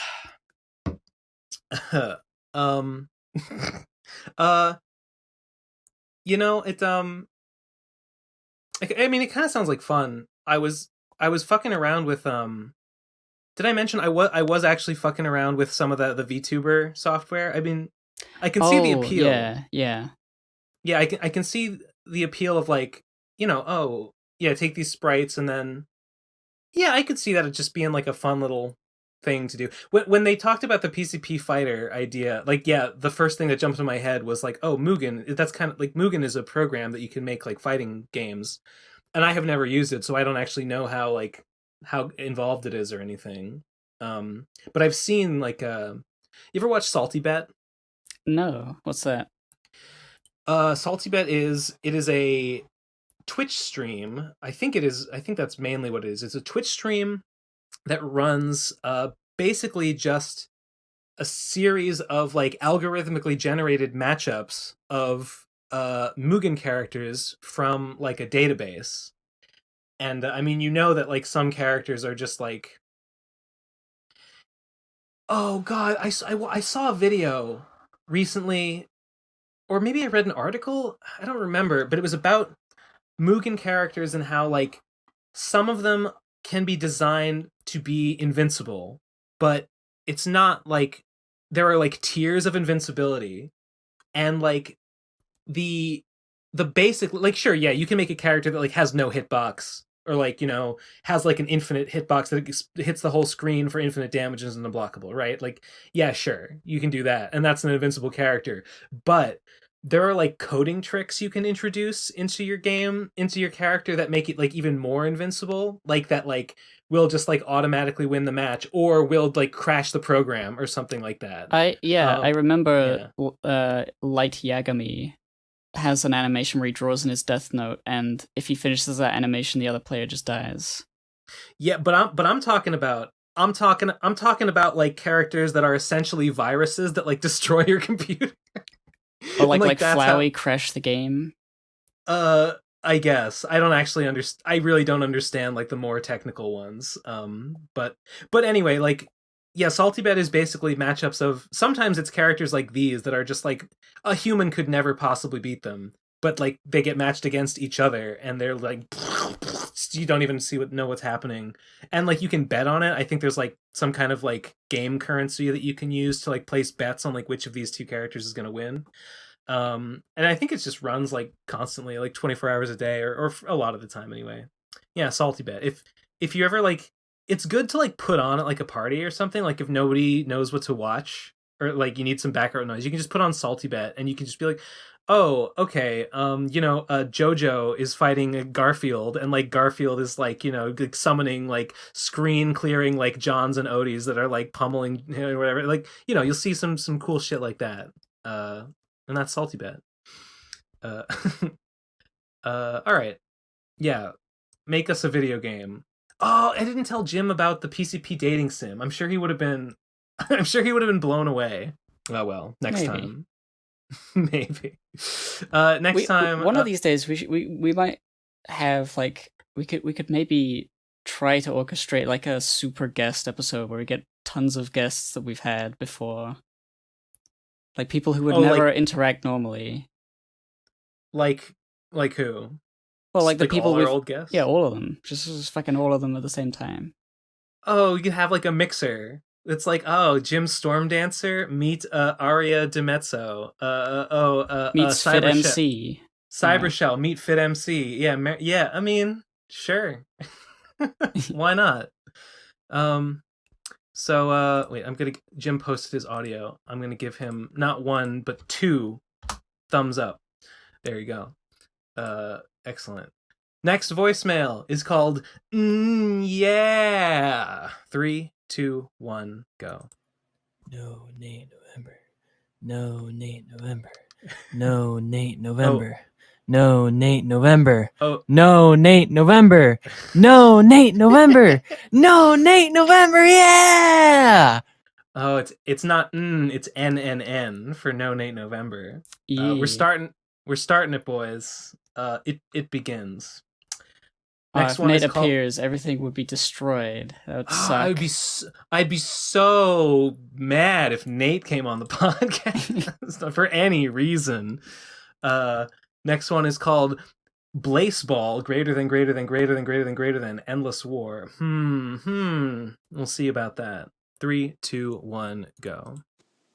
Hey guys, I don't know if my last voicemail sent or not, but I'm just gonna send another one just in case. So I haven't really watched the PCP in a few months, but that is irrelevant. I'll catch up eventually, maybe, probably. But there's this thing I found that's really fucking cool and also better than Endless War. You might be like, what? Better than Endless War? That's impossible. Yeah, it's similar but better. It's called Blaseball. Imagine fantasy football, but it's baseball, and also Hunger Games. And just fucking crazy shit happening all the time, dude. It's pretty awesome. Right now, the game is on a month-long break. But when it goes on, dude, it fucking goes on. It's so awesome and based and epic. Blaseball. B-L-A-S-E ball. This is why, I have heard about Blaseball. And I have keep meaning to look into it, and I haven't. Same. It's one of those things that's oh, I feel like I've heard of this before, but I haven't, and it's a new thing that people are going oh, cool. Yeah, but I don't really understand it. Descriptions have failed to really clue me in to what it is. Oh, it's just good, man. It's just good. It's crazy shit happens. Is it a? I mean, people have compared it to Endless War, so I'm is it an MUD? Is it an RPG? Is it text based? Let's Google it now. But people say that it's fantasy football, and to be honest, I don't really even understand what fantasy football is. Isn't the only thing you do in fantasy football just pick your team and that's it? Right, Blaseball, play now. Oh, I gotta sign up. Fuck this now. Yeah, that's why I got to the homepage. I was I don't want to make an account. Fuck this. Wait, Blaseball is an online browser baseball simulation horror game developed by the game band. Horror game? Excuse me? Splort magazine. Well, you collect... Oh, hang on, here's Polygon.com. I'm just gonna quickly... What is Blaseball? Blaseball is a fantasy baseball game you can play online. You collect coins by betting on games and use the coins at the end of each week to vote for decrees and blessings that will change the game the next week. Okay, so everybody. But it's a community thing, right? The community is changing the way the game will play, and then they all watch. I guess. I heard it compared somewhere to D&D, in that the game masters are basically running a campaign almost, but it's sort of behind. They're I like they're doing something. Like they're reacting to the community in some way, and I don't really know how because I don't understand how the game works. Yeah, I'm curious if this guy just said it was better than Endless War because Endless War is a thing that the PCP has created. And it's just a game, and it's better than this game, or if it's a similar type of game. That's what I'm wondering. It sounds to me like it's similar in that it is largely like community engagement driven. You know, it sounds like yeah, like in the same way that like I don't know, the maybe there'll be a contest and someone will make an entry that's popular, and maybe a dev will decide to like introduce a mechanic that is based on that thing, which is a thing that's happened in Endless War. Maybe I don't know. I can't even speculate on what would happen in Blaseball without having any knowledge of the game. But like I don't know. Maybe a team wins that no one expected to win, and the devs say, a ghost appears now. A ghost appears. Now there's a ghost, guys. There's a fucking ghost in the baseball. Oh, dude, that's just like Endless War. And the ghost becomes the coach. It's exactly like it, only better. It'd be like people like saying, I'm gonna vote for the airstrike to destroy the training field for this team so they can't practice. And it accidentally kills all of the team, and now they're all ghosts. I didn't mean to do that. Shit. But this is good, actually. I'm glad that it happened, you say. To the machine in text format. I should probably look more into Blaseball. I keep hearing people talking about Blaseball. Probably shouldn't be a fucking idiot who doesn't understand anything. Nah, it's fine. Being an idiot's good. Yeah, you're right. Okay, next voicemail is called Timmy Return and Update, parentheses, guy who all other voicemailers hate. It's a minute and a half. Fuck you, Timmy. 3, 2, 1, go. Yo, it's me, Timmy, back. That's not even my real God, name. I fucking hate this guy. For a few months, I haven't watched the Pro Crastinators podcast. Yeah, you and I have been everyone catching else. up recently. I sent that last voicemail about Blaseball. Any voicemail since like, I don't know, mid-August, all of September. I have not sent any voicemails in September. I know that for a fact. And all of October until like this point. So anyone vaguely sounding like me is not me because all of the people that send God, I hate it when voicemailers get all protective about their identity. Not exactly. So I get why it's hard to tell when it's Tiny Timmy and when it's not. Timmy, you are a nothing. Punish me into submission. Okay, man. I'm not afraid of any of you. Okay, Timmy for voice jail. I'll send voicemails whenever the fuck I want. I'm tired. Timmy for voice jail. He's in it. Nah, send him to the fucking gulag. All right. Yeah. Bang, bang, bang, bang the gavel. No more. It's over. It's over. Goodbye, Timmy. Take him away, boys. Put him in there. Get him in there. Yeah. Fucking. We got an empty cell because Margaret is dead. So if you haven't turned me off, we know exactly what to do with you. Feels good. Feels good. Timmy return an update. Like, was that just an update just to let you know that Timmy is back? So in case you were wondering, like no content, just an update. It's like an update video. It's so annoying. Hey guys, no, it's literally, hey guys, sorry I haven't made a voicemail in a while. That's literally what it is. I'm gonna die.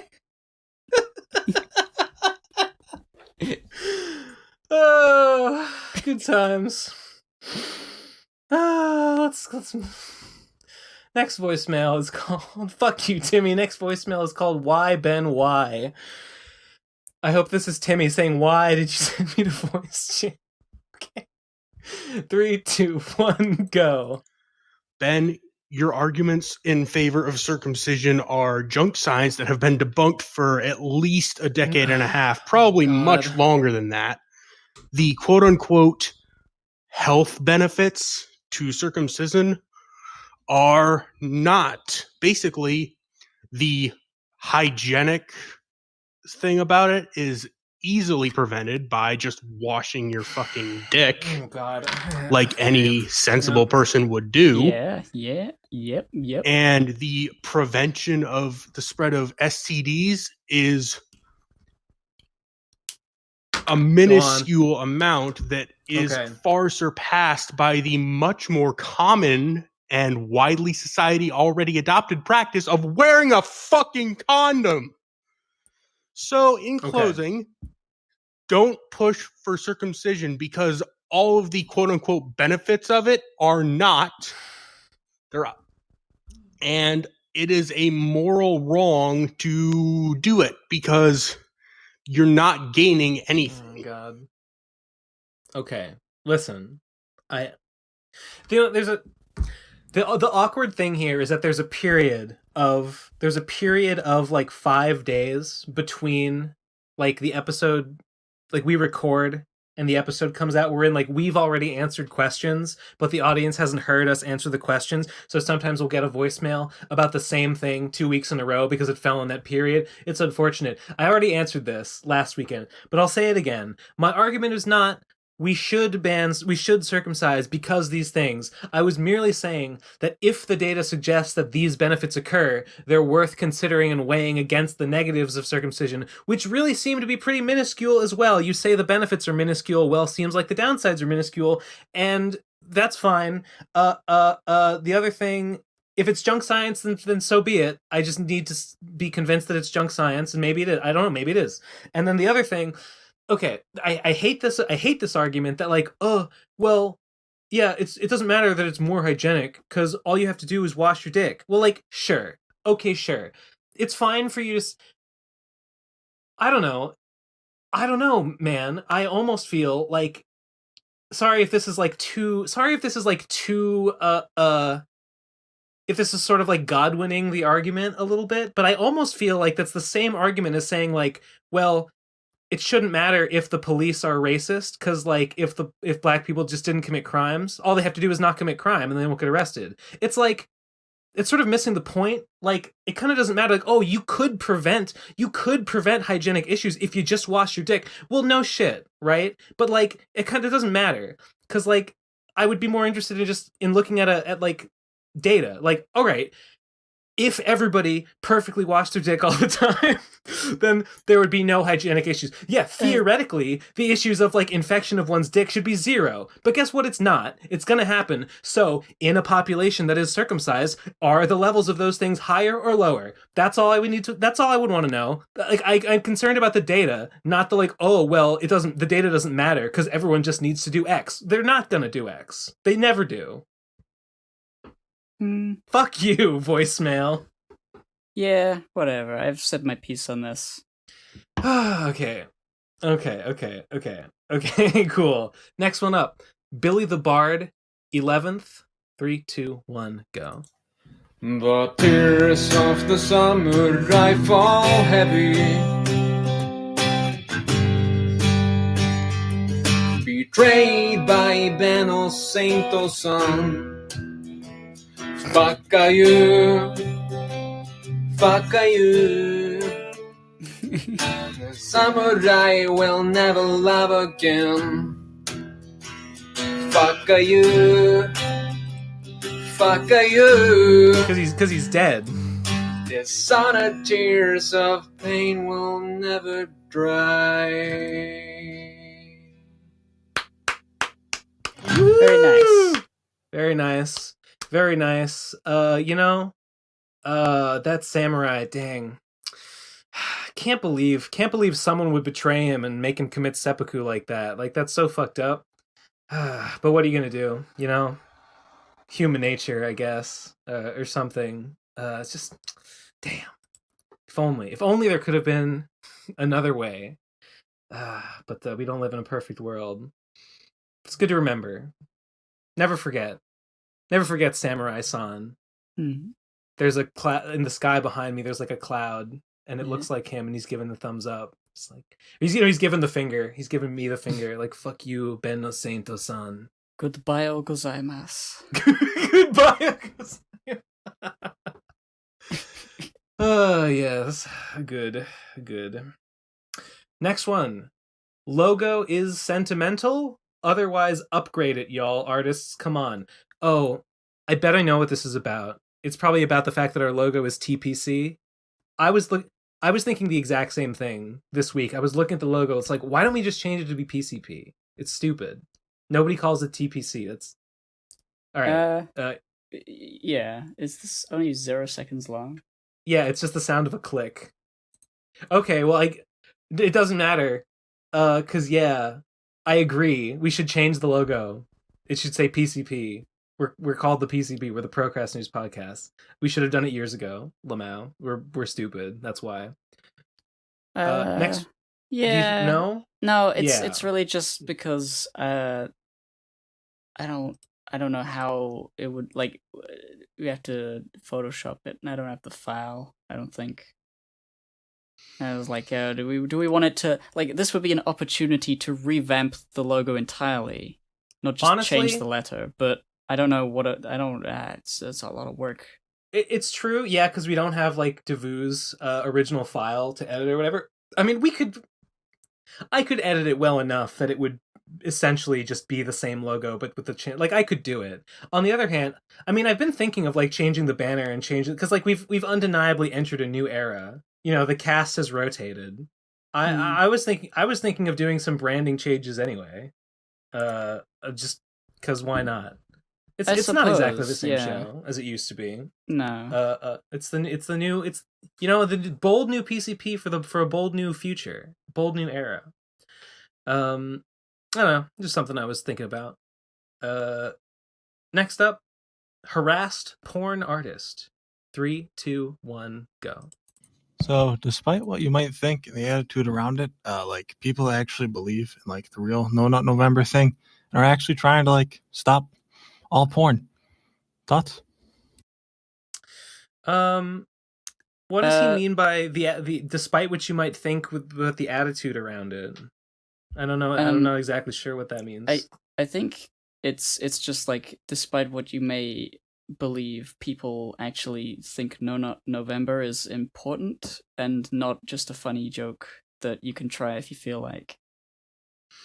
Like well, not nutting is not a, like, nutting in November is not a crime, and, like, I guess people feel like, what I've not heard any of this, like, people trying to stop porn. I mean, I know that there are people that believe in, like, the nofap lifestyle. Right. And I guess I think, like, that's, if you want to do that, and, like, maybe you think you're happier not doing it, makes you more productive or whatever, then, like, yeah, sure. You know, as with everything, I draw the line at, like, well, you know, who are you to say other people can't do it? Who are you to say people shouldn't make porn? And I mean, from the name of this voicemail, I assume this is a guy who makes porn, or a girl who makes porn. Heard of someone who's been harassed because they are a porn artist. I could definitely see that happening on Twitter or something. No fat people are fucking, you know, despite I just said they're fine. I'm sure a lot of them are. A lot, by and large, they seem like some real degenerates. They seem like freaks, honestly. I mean, I would assume, like, religious, like, it comes from a religious place. Yeah, like Rouge V, I think, is a no-fapper, and he's fucking terrible. It's a very, like, very, like, conservative. No fap before marriage. Yeah, it's people that are like, that are like genocide. People that are like I don't know, like, post-Christian, like weird traditionalists. I don't know. Doesn't seem like again, like, whatever. I'm sure people do it for all kinds of reasons, but, like, the community seems bad. I've heard examples of people who are like, I do the no fap because when I finally do fap afterwards, it feels like so much better, dude. Oh. So much cum. Oh, yeah. You know, my balls expand to unbelievable sizes and I can't move. And then I just let it all out, all over my room. Oh. And it's like, okay, well, you know, if you want to do that, that's all right. That's pretty good. The people who are like, it's pretty epic. the people who are like porn is bad. I don't really come across them. Nor do No, I me even really either. come across porn artists getting harassed, but I guess it would be through DMs. So I don't know. Yeah. But all this makes me want to do is to draw more porn. I need to get back to doing that. Yeah, fuck yeah. Nut in November. Notvember. Notvember, yeah, if you want. Oh wait, this is the start of Find Purpose November. Remember? the first loser of Find Purpose November. Who is that? Who is gonna be the first loser of Find Purpose November and then buy the shirt? Wait, do we have a shirt? Yeah, we have. Yeah, I made the shirt as soon as we did that episode. Oh, I'd never seen it. No, you didn't. It's got a nice like font and stuff. Eleazar, show the shirt. Wait, I'm gonna. Yeah, get a link. I do really like the whole, the idea that of the silly things, traditions we have created. Find Purpose November is a really funny one. That's actually nice. That's a speed run. How do you lose it? How do you lose the challenge to find purpose? There, I put it in the general. I probably should have put it in editor links, but it's a shirt specifically about losing Find Purpose November. It's like, hey guys, I was the first loser of Find Purpose November. It's available only on fucking teespring.com/stores/the procrastinators with dashes, like the -pro-crastinators. That's our storefront. Okay, mystery solved. That's where you get that. But this November, here's what you do. Either at the end of November you call in and tell us how you found purpose, or you buy this shirt. Those are your two options. Yes. Next one.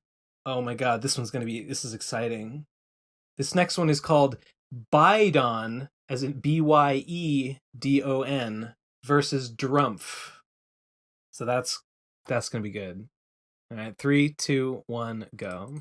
So, since you guys record this on Sunday and it usually comes out on Friday, by the time this episode you're recording right now is gonna come out, the election might be over and someone would have won. So, who do you think is gonna win, guys? Oh god, that's right. When does the election happen? Also, should we do a Heckles for Shekels during it? Oh my god. We could. Do you wanna? I mean, I wouldn't mind. Might be fun. I mean, I haven't been part of something like that before. Yeah. You know what? I'm down for it. I rattled around the idea of like doing a stream of my own, because I used to stream like oh god, it's been so long since I streamed. I didn't mean to not do it for this long, but yeah, I used to do. I was thinking like, should I stream during the election? Like other streamers are going to be doing a stream during the election, but I don't know. I thought it would just be stressful and I wouldn't enjoy it very much, so I wasn't gonna. But as a Shekels for Heckles thing, I think it could be fun. So I don't know. Maybe by the time you're listening to this, that will have already happened. Perhaps. Yeah. So did this guy ask who do we think is going to win? Yeah. What do you think, opinion? Ben? I mean, my one is of general pessimism because people are saying Biden's ahead in the polls, which is exactly what was happening with Hillary, and there's a precedent for like Trump voters to not say openly that they are Trump supporters because they get like yelled at.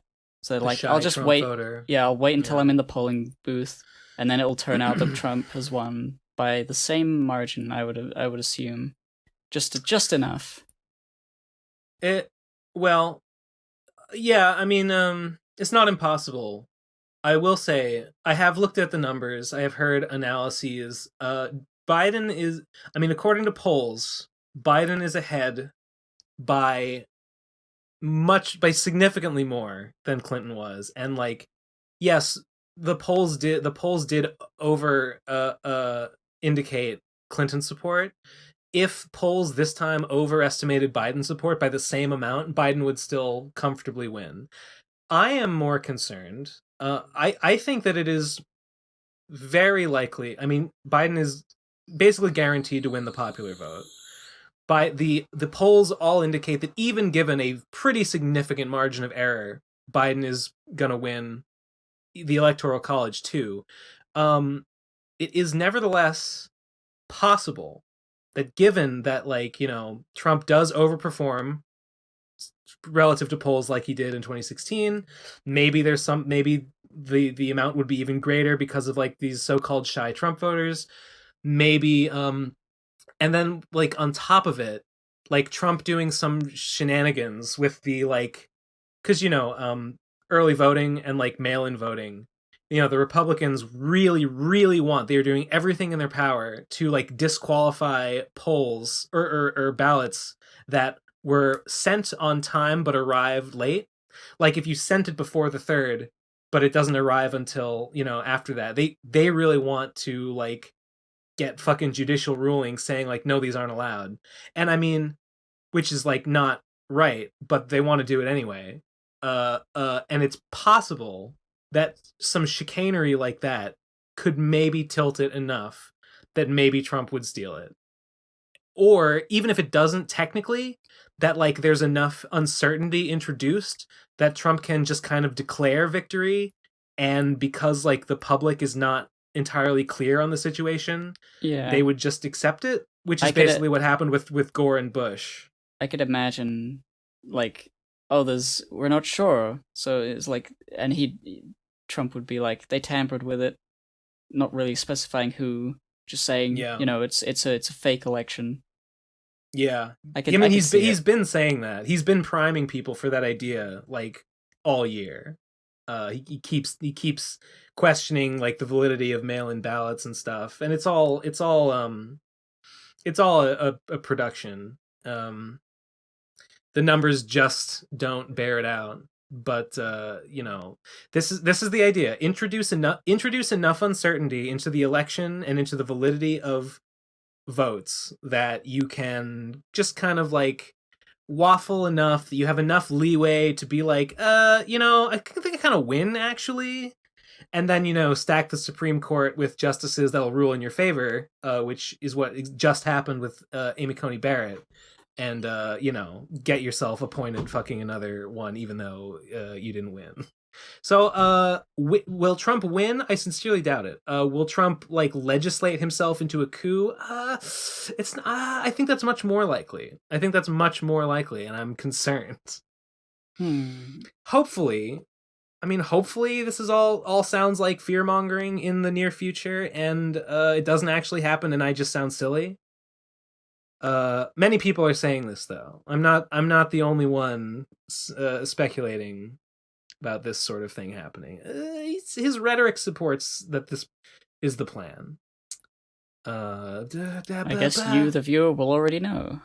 If you put a gun to my head and you said what's going to happen, I would say I think probably Biden will just win and Trump will leave.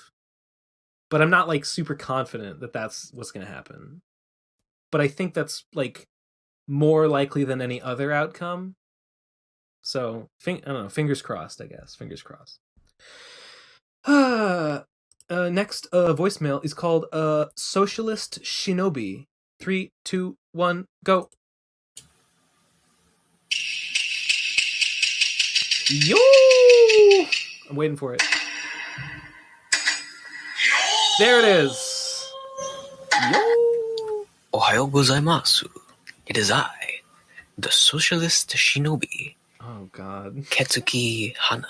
Pretender to As we both know well, Honorable Ben Saint-san, we can only all prosper if we share what resources we have with each other. Thank you. Many people are saying with the proposition. I offer to share to you my blade. I am aware there is a certain samurai, member of the Kawasaki clan. Oh no, does he not know that he's dead? Death. I could eliminate this issue for you. Socialist samurai. Now, of course, as any good socialist knows, all must do their part to help the community prosper. This is why I ask you to share resources with me in return. I would only ask for the Kawasaki clan scroll. I think it is a most fair trade. I have an answer. Please consider my offer honorable, Ben St. San. Socialist Samurai. And until next time. Oh, that's his bit. Let's hear it. Yo! I love it. Every time. It gets me every time. Socialist Samurai, this is proof that socialism just doesn't work, because clearly your publicly funded postal service failed to deliver to you the parcel, the letter, the postage, informing you of Samurai Sama's recent seppuku. He got the scroll. I'm afraid you're gonna have to dig the scroll up from his cold grave, sir. The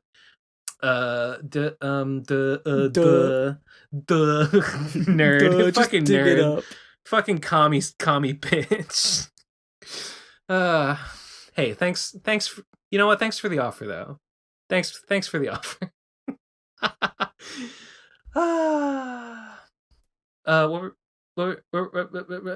Liam. Next voicemail is from Liam. 3, 2, 1, go. Hello, am I going? Oh, yes. Okay, this is nice.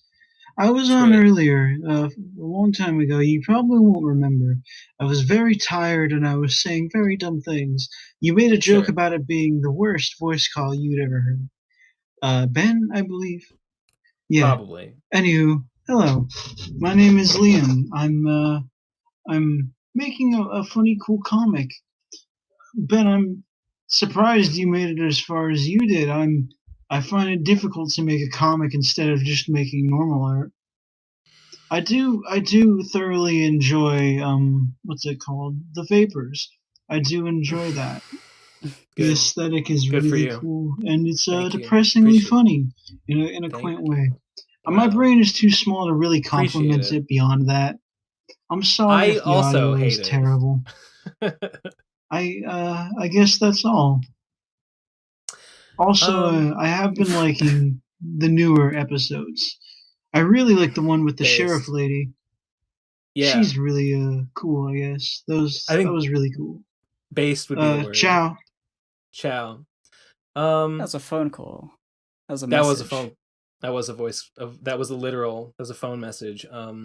I think it's interesting that you say that I think a lot of people feel like this, that it's easier to just like draw a picture than it is to draw a comic. It's easier to draw a comic because when I'm drawing a picture, I'm like, I don't know why they would be here or what they're doing. I need context. I need context for them to have a pose. I feel a little similarly. Yeah. When you're drawing a comic, like, the moment to moment, like what you're seeing is, it's motivated. Like, what just happened. And then you're like, okay, what happens next? Oh, it's this. So yeah, in that sense, I agree. But also, in terms of like, because I assume it's a matter of motivation, right? It's like, I feel less motivated to just draw like a single image because it's like, I don't know. I feel like what's the point? I don't know. When I don't, it would be hard. It's hard for me to imagine like, or not to imagine, but to like, I don't know. I think about this like, man, artists on the internet, they'll just like draw something that like looks good and then just like post it. Yeah. Just because it looks good. And I'm like, and then they sell stickers of it and posters and and for me, I'm like, if I'm doing that, I'm like, sure. I mean, I guess I could try to like draw something that looks good, but like, who cares if it looks good? Like, what does it matter?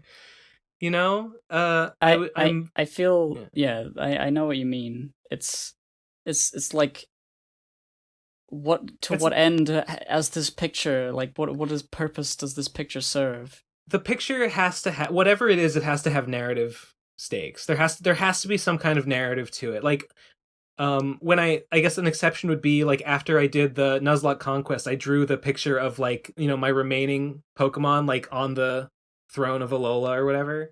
that was like, okay, I mean that's just me drawing a picture, but like I'm drawing it because it is a narrative continuation of it's a narrative climax. Videos. It's an epilogue or something. Yeah, exactly. It's part of a story. Drawing a comic sort of has that inherently, and I think that makes it easier, at least for me, to be motivated to want to make one. I mean, technically it's harder because like there's more drawing involved in a comic, technically. But yeah. Also, that's how I feel about that. Like single images, they're like the bar needs to be a lot higher for a single image if you're just drawing illustrations of stuff. When it comes to like porn, for example, you can't really get away with having shit art if it's just a single image. Yeah. In a comic, you can get away with all kinds of horse shit. You can get away most of your art can just be bad. Most of your art can suck as long as the progression of something is like interesting in whatever way it is. It's the story that gets people. I think that the whole thing with images is that they imply a story that people will be like, yeah, like a beautiful landscape photograph makes you think of like places you've been that are like that. And so there's sort of an implicit story like inherent in the beauty of the image. Yeah. And if you don't have all that beauty, you need to start at point A and end up at point B. There's there's a thing, some people are artists and they just have OCs, and all they do is they just draw their OCs. Like sometimes they'll be doing something or wearing something or maybe interacting with some of their other OCs or whatever, but it's just images, and there's like no actual story to it. Well, and I think I think they draw. I know people like that. They have like a long list of traits that the character has and the things they would say and do, the likes and dislikes and backstory. Well, usually, yeah. Well, the backstory stuff is like, sure. I mean, I don't know if that really counts. I mean, I think that the images do imply a story in a way. Like, I don't know. You can get an idea of who this character is by like the images. But I guess I think it's a mixed bag. Is what I was gonna say. Was like, I think on the one hand, a lot of these people probably think about like, oh, I have these OCs. I would love to make a comic about them someday, but that's so hard or whatever. Like, that'd be so much work, or I don't have time. And like, and I think a lot of them probably think, or I think a lot of people might think that like, okay, a comic or a cartoon would be like the ultimate expression of these characters. Like that's what they should be for. But I also think that maybe some characters there might not need to be any more to them than just what they look like, or even just like the character traits suggested by these like snapshots. Like maybe that's the appeal. Maybe they can be appealing on their own in that way. Appeal. Yeah. It depends on the character and depends on the artist, I think, but I don't think there's anything like wrong with that either. So like, I don't know. I mean, I kind of feel like I'm doing that sometimes. Not everything needs to be a comic, I guess. Not every character needs to be elaborated upon. But they can be, and that's also nice. Liam sent another voicemail that's 9 seconds long. Let's see what that's about. 3, 2, 1, go. Oh, also, I did want to say thank you for the brick and RFCK. That was very funny. Oh, it's that Liam. Huh? I don't know. I was. Oh, okay. I know this guy. This guy, he's a fucking rowdy. I was giving Princeps rewards from the contest, or from the last 2 contests, I think, the other day, and I was giving out. I was making them and I was typing them up and I was handing them out to the people that won them, and Liam was there and he was just like, conjure a brick, because I kept like conjuring these items out of text commands, and so I just created a new Princeps for him that was called a brick, and its description was a brick. and I gave it to him. And now he has this like fairly powerful game world unique item of which no one else has anything else. No one else has the same item, and it's just a brick, and he's got it. And Kip, another player, was like, "I want the brick. Like, oh, I could max my stats with that brick." And I was like, "Sorry, buddy. There's only one." That's fun. It was very funny. Like the rarity thing. If there's only one of something, doesn't matter what it is, people want it. Jim Stormdancer would have been fully sold, even more sold on Endless War if I'd told him that it had a brick in it. That would have been. It had the brick or a brick. It had a brick. Yeah. Next one is called Fuck Margar, and I think we can all agree with that. 3, 2, 1, go. Hey guys, fuck Diebuster here. As one of the few remaining members of Voice Jail, I just want to say that my cellmate Margar is really getting on my nerves with all of these voicemails he's sending in while I'm trying to sleep. Once the Voice Jail is fully defunded, I was wondering if we could open up a privately owned voice maximum security prison just for him. Thanks for considering. Man, really feeling that gap between recording and releasing right now. This guy must not have known at the time. Margar's fucking dead. Wait, what was he asking for? Maximum security prison, PC maximum security prison. For Margar? Yeah. Well, a solitary confinement, something like that. I guess we should send Timmy there instead, in his place. Yeah. I mean, because somebody's got to go. We can't build a jail and not put anybody in it. Yeah. So we'll send Timmy to solitary confinement. We'll lock him up. We'll straitjacket him, put him in a dank hole, just for you, buddy. Fuck Diebuster. Dab. Next up is Agent E. 3, 2, 1, go. Hi. This message is for Ben. I ask that you destroy this message after listening, but we both know that you will not do that. I am Agent E. That is all that I can tell you now. Currently, I am in possession of 2 things that I think that you might desire, Ben. One of which is the Necronomicon, and the other is the lifeless corpse of Samurai Summer. Also, Mr. T is here. Yo, Ben, you damn fool. I ain't no one-off gag from episode 225. I was in on this scheme the whole dang time, you fool. Do you see it, Ben? Your downfall is near. You might have survived phase 1, but did you really think that the death of your supposed sensei would be the end? Ben, you never had a samurai master. They were memories that our organization implanted in your mind. And now, Ben, phase 2 begins. But until next time, sayonara. Nah! The nightmare never. This is like your Sonichu, and this guy's Christian drawing your life. But I'm like their Sonichu, and they're my Christian. Like they're creating my story. This is my story and nothing less. I just, I wonder what the E stands for. What did I do? What did I do to deserve this? This hell. I can't believe I was getting fucking. I can't believe the government or whatever shadow organization was using their frickin' schizophrenia machine to send me voices in my head of the samurai. Why could I hear them as well? Am I a figment of your imagination? I mean, maybe they just like widened the signal beam a little bit and just like got us all a little bit. Just sent it through all the pipes. It's easy. They have resources. Well, listen.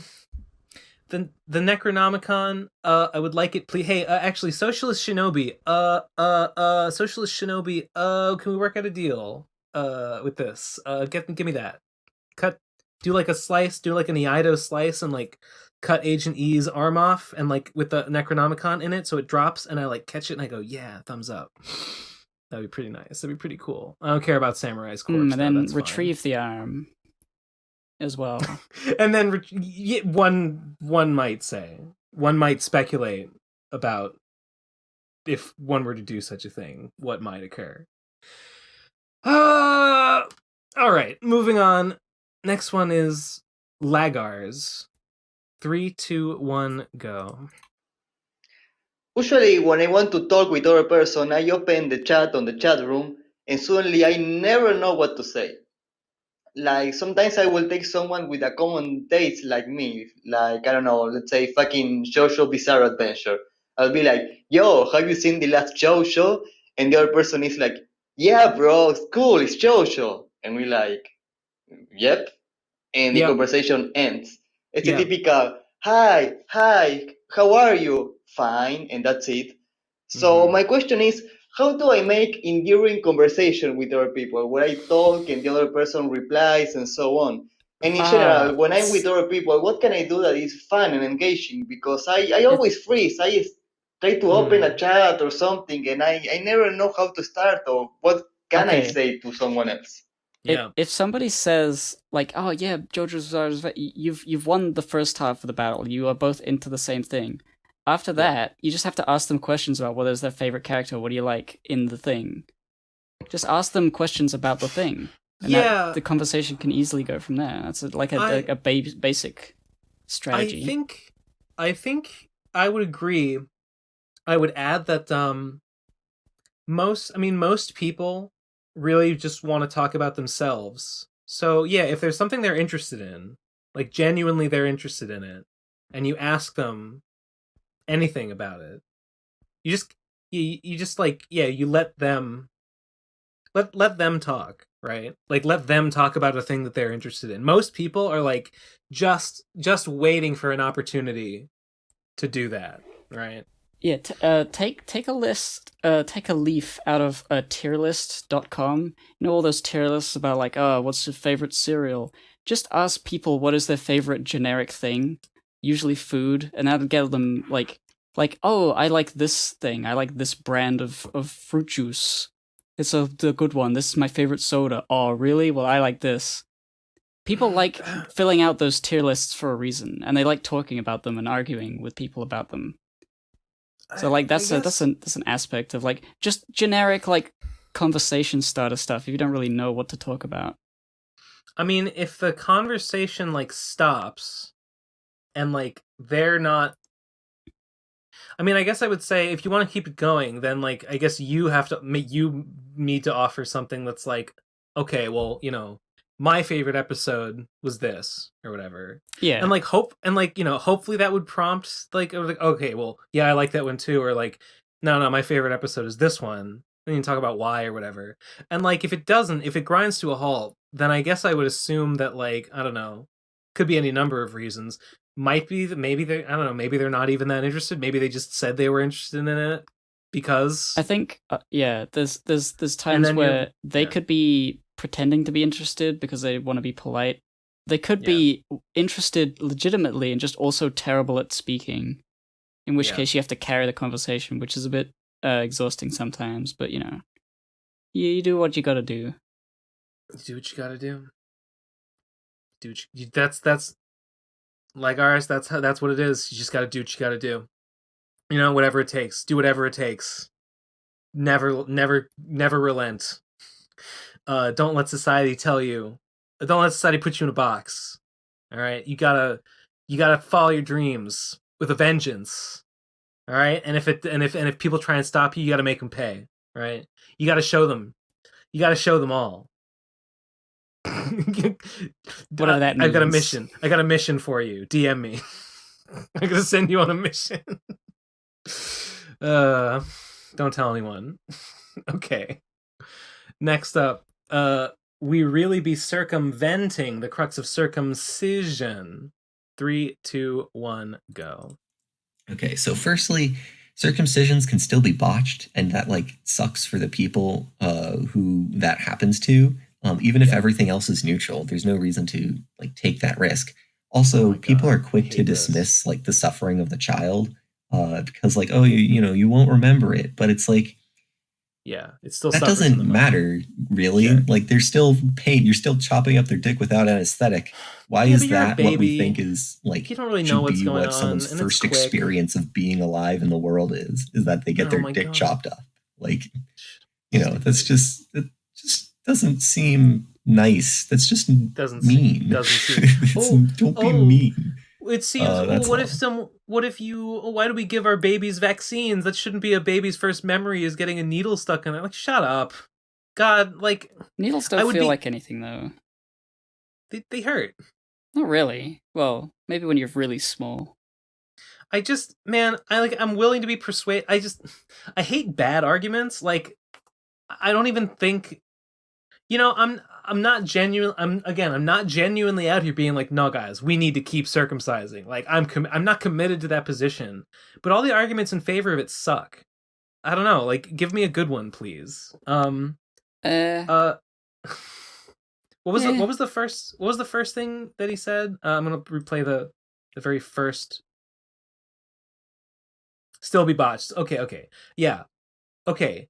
And yeah, if there is in a situation where like the data suggests that there is no benefit at all to it, then yeah, probably the pain, which I think is pretty minor. Like, you're a baby, whatever. Like, the pain and the possibility of it the botching. possibility of the botching, yeah, against nothing, against no benefit at all, then I would absolutely agree. Yeah, no, then probably we shouldn't do it. But like, there's not zero benefit. There's not. I guess I would like to know what happens when when a circumcised person never washes their dick. Does it get stinky? Is it less prone? so, but yes. 'Cause, like, probably yes, but not as much. Right. It's really just the not as much thing. Right. I really feel like unless there's something major, it's pretty negligible one way or the other. I just like how I am, so I am in favor of uncircumcised. Well, let me just pose you a hypothetical counterfactual here. Imagine I showed you some data, and this is hypothetical. I don't know what the data is, but imagine I showed you some credible data that suggests that, like, okay, in a 1 in a million circumcisions is botched, and the penis is destroyed, and it's like, okay, that seems bad. But then I say, okay, well, among people who are not circumcised, 1 in a million will contract a penile infection that will require their penis to be amputated. Right? It's not common, and it's the rare individual who doesn't wash their dick enough to cause this to happen. So like, it's still rare. But like, those are two like pretty marginal cases that nevertheless balance one another out, right? Like, if that's it, you would look at that and be like, either way, someone's gonna lose their dick. So like, which one is better? I don't know. Yeah, I understand your willingness to see the data before making a decision.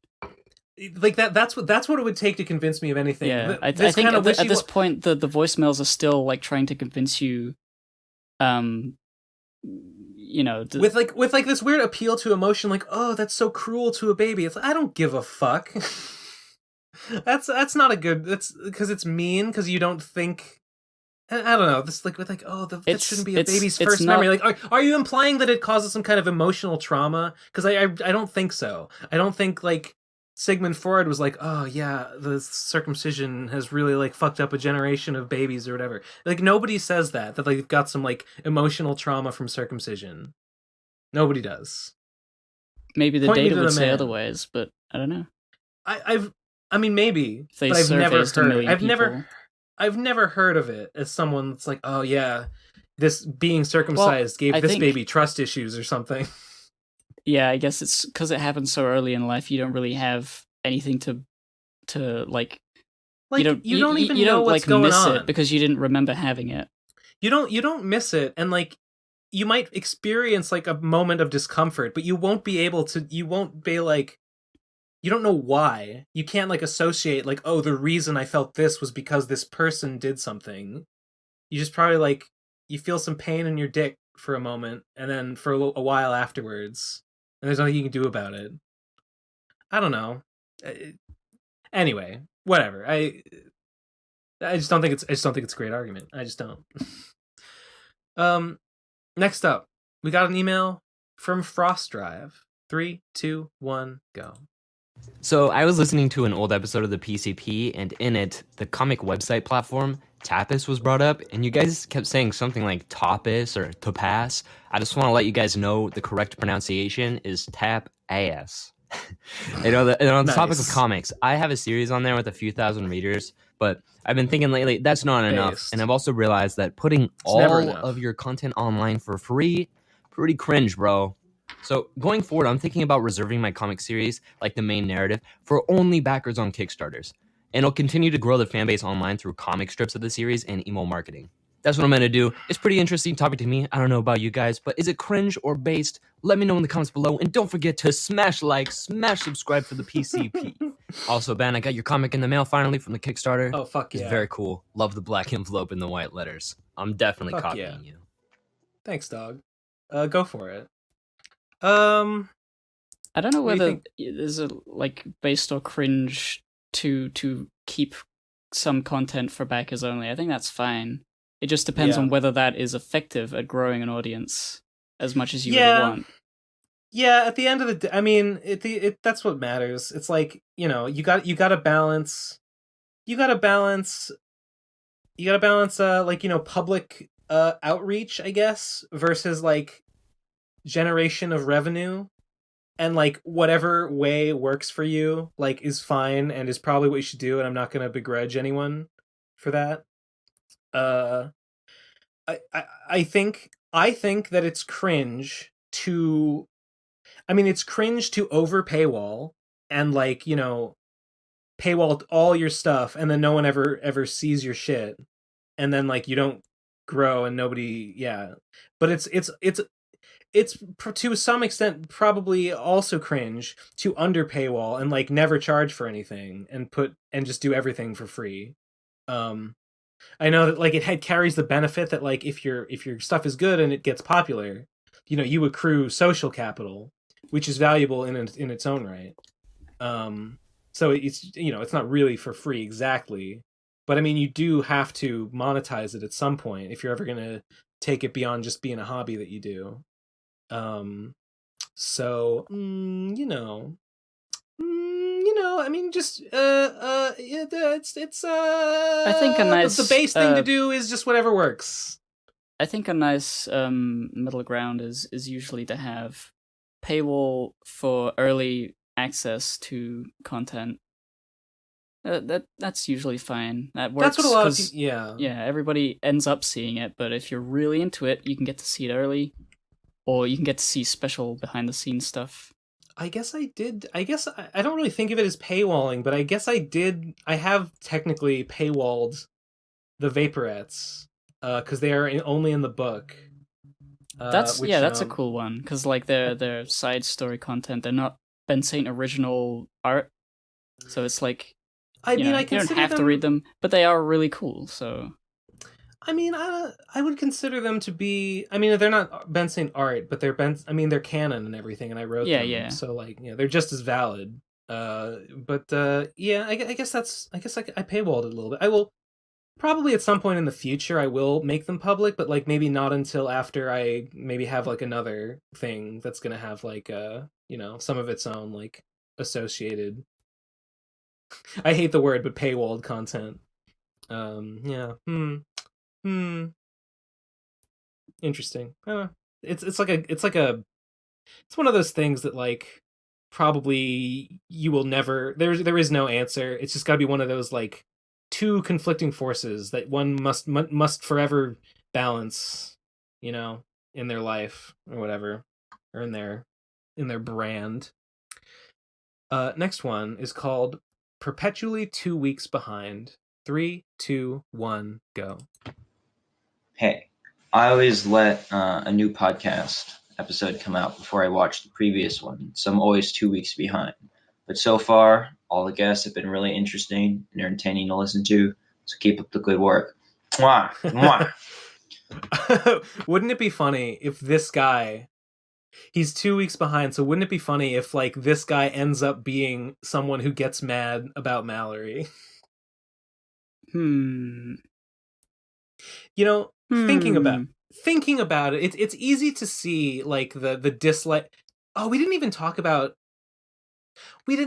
last episode and the reaction it got. I mean, we didn't really need to. We talked about it. I mean, I kind of wanted to. I mean, we talked about it with Jim. If you want. We talked about it with Jim a little bit before the episode started. Just to like, I don't know, because I sort of intended to like reference it a little bit. Yeah, you know, it felt like, and my emotional reaction to all the downvote ratio and the proliferation of like unfavorable, let's say, comments was to be like, dang, the people are mad, the people are riled up, I have like offended the community with this, and you know that's and it pisses me off. Wait, I gotta look at the numbers.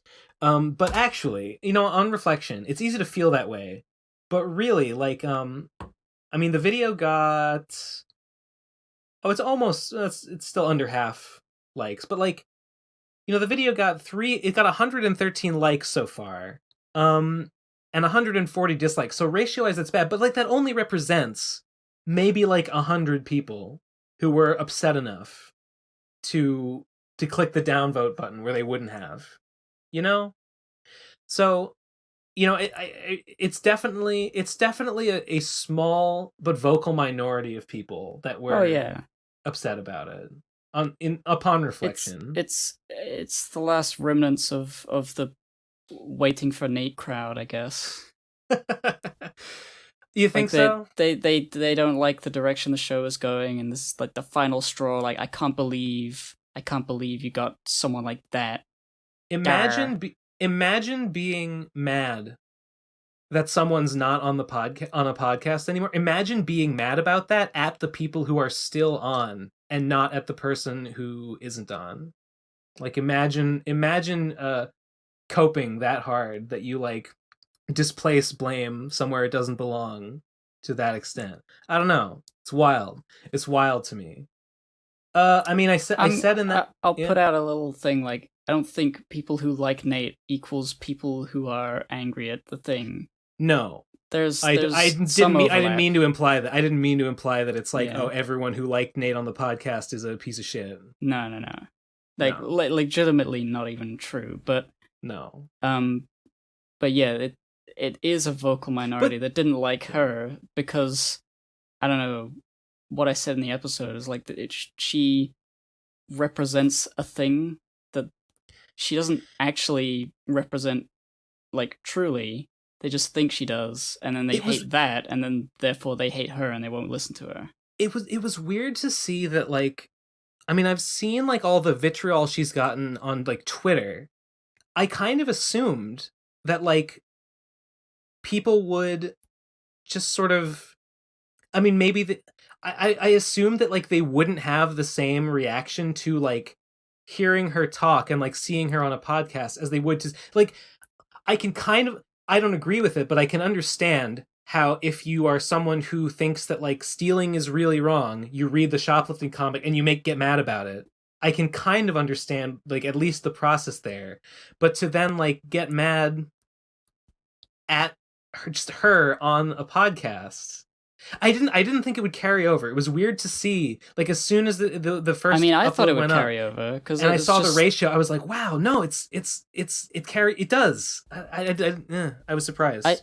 I mean, I felt like it absolutely would because she's only known right now largely in circles that don't like her through those specific things we put in the thumbnail, and they're going to be what?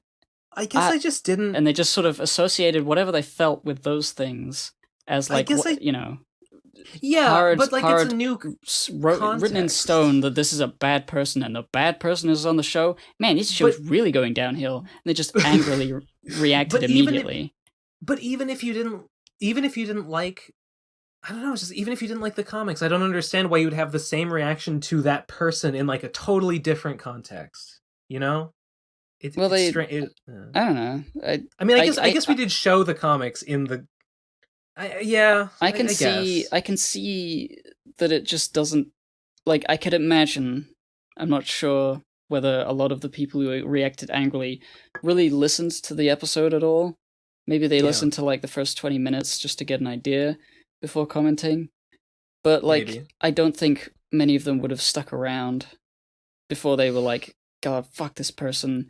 You know nothing. She was a horrible person on Twitter. Which I don't think she was. It's funny because like if you think she's a terrible person, I think you probably think the same about me. So why do you listen to this podcast that I am on every episode of? I don't get it. That's weird. It's weird, man. Damn. Do I have anything else to say about that? No, not really. Yep. Strange times we live in. Next one is Son of Marowak. I know this guy. 3, 2, 1, go. All right. Son of Marowak here. Yeah. So I just been watching this series of videos by Lindsay Ellis talking about an Omegaverse lawsuit that's been going on for like the past year and a half or so. I've seen those. First video she made is just her talking about the lawsuit in question and how much of an asshole the villain of the lawsuit is. Second video is her in response to the villain of the lawsuit giving Lindsay crap about the video that she made.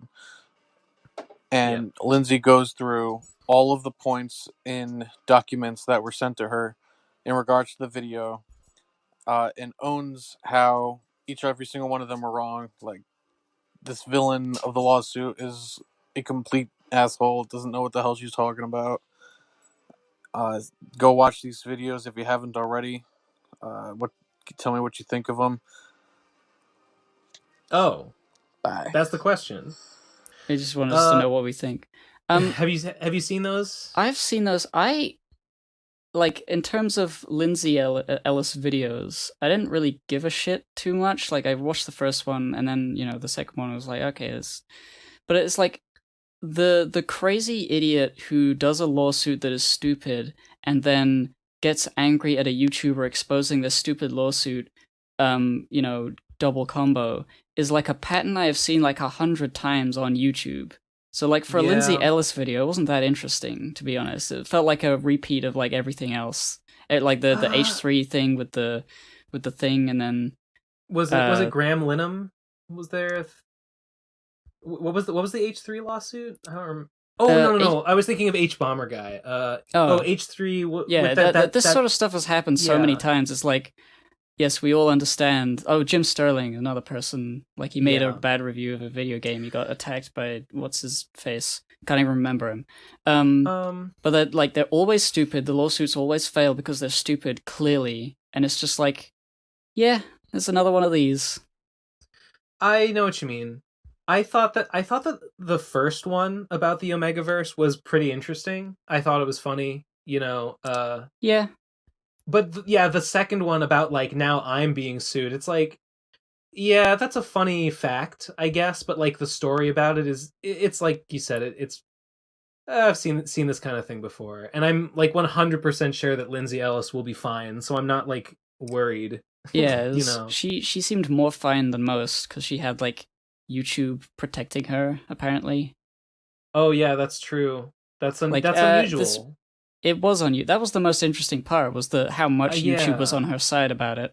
Which seems, does that make me like YouTube more or less? That they that they will protect anyone, or that they will only? No. Am I glad that they'll protect anyone, or am I angry that they will go to such lengths to protect someone big and do nothing for anyone else? Yeah, it's the same old, like, she's big, she's a published author now, she's like a big deal, and she's got a huge Patreon. Of course they would help her. Yeah. Which I'm glad they at least do that sometimes, but it's like, I mean, it still speaks to this, YouTube's ineptitude on the lower in this levels. case, it's nice that they did something for someone who is obviously in the right, I guess. But yeah. Like, would I be like super broken up if like Lindsay Ellis got like, I don't know, some copyright claims against, like, not like whatever. She's fine. Yeah. No, I thought the first one explaining the whole like debacle like beforehand though, and going into like what is the Omegaverse was like pretty entertaining. Had the Legal Eagle Man come in. I feel there's something about Legal Eagle Man that like upsets me. Is it the Dr. Wolf jaw? He does. They do. They have the same. Oh my god, you're right. You're right. That's the first thing I noticed about him. It's like, oh, this guy. This is like a good version of Dr. Wolf, where everything went right. You know, I have watched my fair share of Legal Eagle, and I think it's fine. It's fine content, but like, there's something so manicured about him, and like and like I get that, like, that's the point. Like, of course he wants to come off as like polished and professional. His whole thing is that he's a lawyer. He needs to like appear as like a professional. I don't know. I guess I'm like, he's too clean to be like a relatable character on YouTube, do you mean? Yeah, maybe a little bit. Like, he's so, like, the fact that he just kind of shows up, does the YouTube thing, and is, you know, duly rewarded for it. It's like a little frustrating whenever I see that. Like, this I bet he hasn't just... even beaten Sans in Undertale.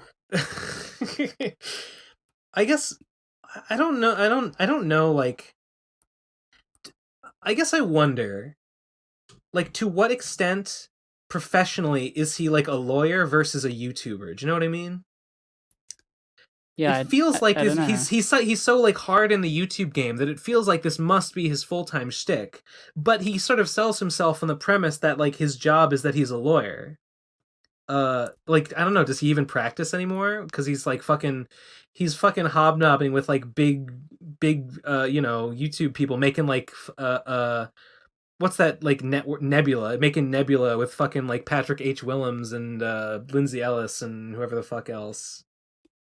I mean, I could imagine he's a lawyer that is like got into the YouTube thing just as a hobby, because it's like, I don't have work right now. I may as well use my knowledge to make content, and it, you know, he's just he's just so goddamn handsome. That makes me mad. It's just is like, oh, of course this guy was like, I'm a lawyer and I'm disgustingly good looking. You know, I should probably flex that to also become like wildly successful on YouTube as well. And he just does it, and it just happens. You know? Yeah, that sucks. It's not to say that like he didn't like. I mean, you know, he made the content. I guess he put the work in, I guess, but in a way that's like, you know, this is how I always feel. People, I feel this way about everyone rich, and people say like, oh, I'm just like salty, and I'm just like, oh, you're just jealous. I'm like, yeah, sure, yes. I guess. It just always frustrates me. It frustrates me whenever I feel like what I'm seeing is like a person being rewarded in a way that's incommensurate with the work they put in. And I feel like that's true of like basically everyone. That's true of like everyone who's rich at all. And yeah, it's like true of like most people who are successful on YouTube. He was part of a growing up, I assume. I don't actually know. Yeah. But like, wealthy enough to go to law school at all is a pretty big step up. To do all of this law school stuff is not easy, obviously. Yeah. But it's like, you know, the opportunities provided to him to go to that sort of place is like, you need money already, and you can't do that unless you live in a at least a middle class family. Probably. Yeah, sure. I mean, that too. Yeah, I don't know. It's just to see, you know, he does a very formulaic shtick, and it's a fine shtick, and it just frustrates me whenever I see someone do it by the book, and it just works. That's what I see when I look at Legal Eagle. This guy just showed up, was like, what's the formula? Okay, I'll do that. And it worked. You know? Like Captain Christian. Captain Like- Crispin? Like What's that Captain guy? Christian. Yeah, Captain Christian, I know. I think that's his name. The video essay man. The video essay, like, perfect algorithm, Yeah. perfect thumbnails, perfect release schedule. I like talk shit about him on Twitter one time and he responded, I don't know, to like call me jealous or something. And I was like, same thing. I just think I think it is kind of like jealousy, because it's like everybody wishes that they just happened to do all of the right things at the right time, first try. Well, not first try. You don't know Yeah. how many times these people have tried, but like it all seems, because that's, internet personalities in a nutshell. Everything seems to be the perfect version of everything that's going on. Yeah. Like it's True. it's just so happens that everything went perfectly, and I'm a perfect person, and you feel like you are inadequate because you're not me. Haha. Indeed. And it's like Indeed. nobody sets out to make people feel shit, but it happens. Yeah. Yeah. Anyway, Lindsay Ellis. Yeah, whatever. Cool. Next up, voicemail. Margar is dead. 3, 2, 1, go. Oh, I can't believe how easy it all was in the end. God damn it. Months of planning, months of hard work. Ben, all I had to do was wait for your other enemies to set me free. And now I'm on the outside. Samurai came for me just as I knew he would. I knew he couldn't wait that long. And when he came to my cell, I just used a little deception, a little murder origami to create a fake copy of myself. Now I'm The officially oldest- dead the in the oldest records, trick in the book. and you can't convict a dead man. So I'm out, and I'll be seeing you real soon, Ben. Just know, it didn't have to be this way. That was Margar, right? I believe so. Oh no, he's out. He played me like a fiddle. He played you like a fiddle by being so boring that someone decided to kill him. Plan all along.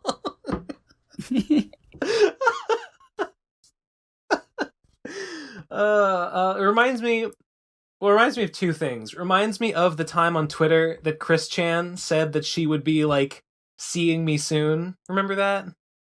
I mean, hasn't she said that like 10 times? Isn't that every time you cross paths? Maybe more than once, but it was at least one time that she said like she would be seeing me soon in person, and like person. Yeah, and like the implication was that she was going to be like astrally projecting to curse me or something, or maybe just to talk to me, I don't know. So, that's just one more thing to be afraid of, I guess. And the other thing it reminds me of, do you remember the essay, or do you remember the thing that gets read in Frog Fractions when you're in the underwater segment? The essay is about boxing before the punching meta had arrived. Did you rewatch either of those no clip documentaries? I did, yeah. Do you remember the part? This part killed me. It's not what it is. It's the way that he said it. That Jim said it in that he said like the essay is about the idea that like punching is not an essential part of boxing. It is only emergent from the rule set. And that like before anyone that really boxing is just a contest to knock your opponent out, and it used to be about like you just had to bore them to sleep with stories until someone discovered that, wait a minute, actually the fastest way to get someone to be unconscious is just to punch them. And that's how like modern boxing was invented. It's really cool. Yeah, it's very lateral thinking. Yeah. Well, I guess I've been outsmarted once again. I guess this is just the theme of the voicemails now, but that's fine. You know what? It's better this way. Who wants to know everything? Last voicemail is called "I Miss Old PCP." Cry face. 3, 2, 1, go. Hey, you. Yeah, you. Guy instantly commenting and disliking the last episode of the PCP. Commenting on how you missed the good old days. It was so much fun and better, and you fell in love with everyone on the first 50 episodes. And now things aren't good because Ben bad and Ben invited Mallory on and you don't like her or something. Lol.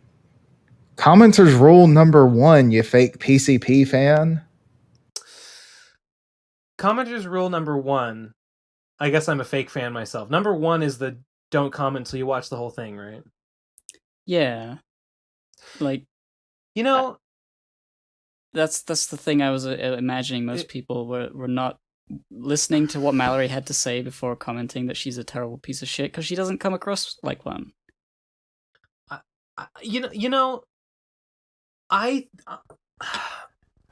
don't know. I think that probably, I don't know if that's the problem, is that people weren't watching the whole episode, because I'm pretty sure that if you came in thinking that way and being like, if you're like, oh, I hate new PCP, if you're like, oh, I hate this guest, if you hate Mallory specifically or whatever, I don't think that watching all the way to the end, like, I don't think that anything that we said in the episode, well, I mean, maybe it's possible that something we said in the episode, you might be persuaded, like, oh, this person isn't like I thought or whatever, maybe, but I think a lot of people would not be persuaded, and they would just be like, yeah, this is what I expected to hear.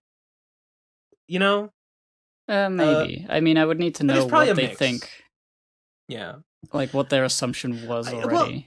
I think that, no, I'm partially wrong. I think that probably a lot of people would hear Mallory say, like, the new guy comic was like just kind of like a spur of the moment thing that I didn't even really think about too hard, and be like, I guess what doesn't really matter, and like to hear her say, like, okay, well, the shoplifting thing is just like, it's, when you're poor, it's just about like being poor as a kid or whatever. It'd be like, yeah, I guess that makes sense.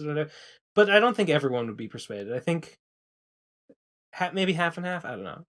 So while yes, of course, we always encourage commenter rule number 1, but I don't know if it solves the issue.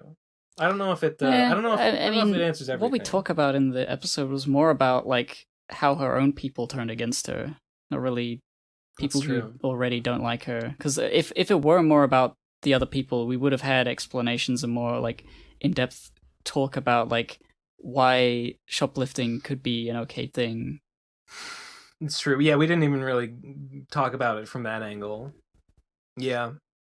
I don't know. I think we've done a really great job of burning off the old PCP heads. we've seared away the crust, the cruft, the chaff. Left with only the cream, the wheat, if you will. That's not keto. I'm getting hungry. No, it's not. God damn! I made the most delicious grilled cheese and spam sandwich today. Oh.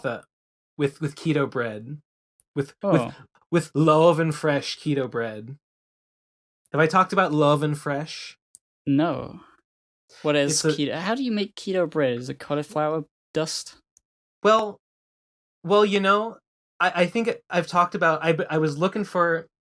This is a funny note to end the episode on, but I looked all over. I tried all kinds of different bread replacements. I tried the one that everyone tells you to make is cloud bread. Cloud bread sucks. I hate it. There was another one that sort of, I ordered like a mix to like mix it yourself and make a loaf out of that. That one was like okay. I tried ordering some like loaves online and from Amazon, and like they would like either they would have a weird texture or they'd have a weird taste, or like when you toasted them they would get really hard like a cracker. They had all these different things, and then I found this one brand that they sell. They only sell it at Aldi, as far as I'm aware, and it's called Love and Fresh, L'_OVEN, and the main ingredient is is it wheat gluten? I don't know. It's got some like wheat derivative, and it's perfect. It's amazing. I can't believe it. It just tastes exactly like normal bread. All the other ones were like weird or bad in some way, or just like kind of marginal, like just good enough that like it's all right. This one's just like, no, they did it. They fucking did it. And it's like 3 grams of carbs per slice. So, I can't eat a whole loaf in a day, but I can eat like 2 or 4 slices in a day and it's fine. And I made a fucking grilled spam and grilled cheese sandwich. So good. So fucking good. I've been buying all these different cheeses, making different kinds of grilled cheese out of them. So far, Munster is my favorite, in case you were wondering. I know you were, for sure. Yes. Yeah. So yeah. Munster cheese. Highly recommended. Anything else we have to do before? Nah, we gotta say patreon.com/the procrastinators. Oh, that's right. And we gotta say teespring.com/stores/the-pro-crastinators to get the first loser of Find Purpose November t-shirt. And we gotta say speakpipe.com/PCP voicemail. And are we forgetting anything? Oh, we got bonus episodes. What was the last one we did? Was that with Digi? Yeah, no. Yeah. It should be coming out this week, right? It should be coming out at the beginning of November. The commentary track. Yeah, right? The commentary track on the first episode with commentary Digi track and Tom. I think it should be available on Patreon by the time this episode is out. Probably. Yes, we actually did it. And if people like it, we will do more. So I hope that's not a complete clusterfuck. Or that it is, but people like it anyway. So yeah, Patreon for that, and I guess that's it. Thanks for listening, everyone. Hey, I guess I should say, here's something.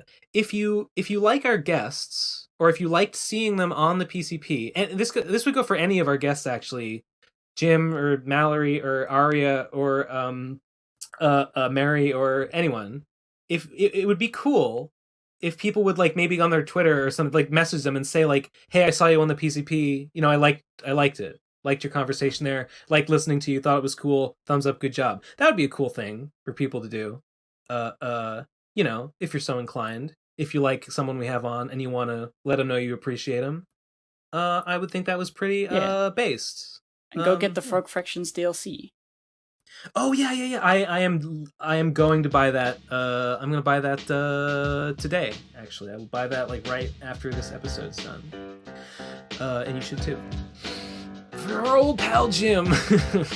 All right, is that it? Are we done? Yep. Good night, everybody. Good night, everybody. Good morrow to you. So long, and thanks for all the fish.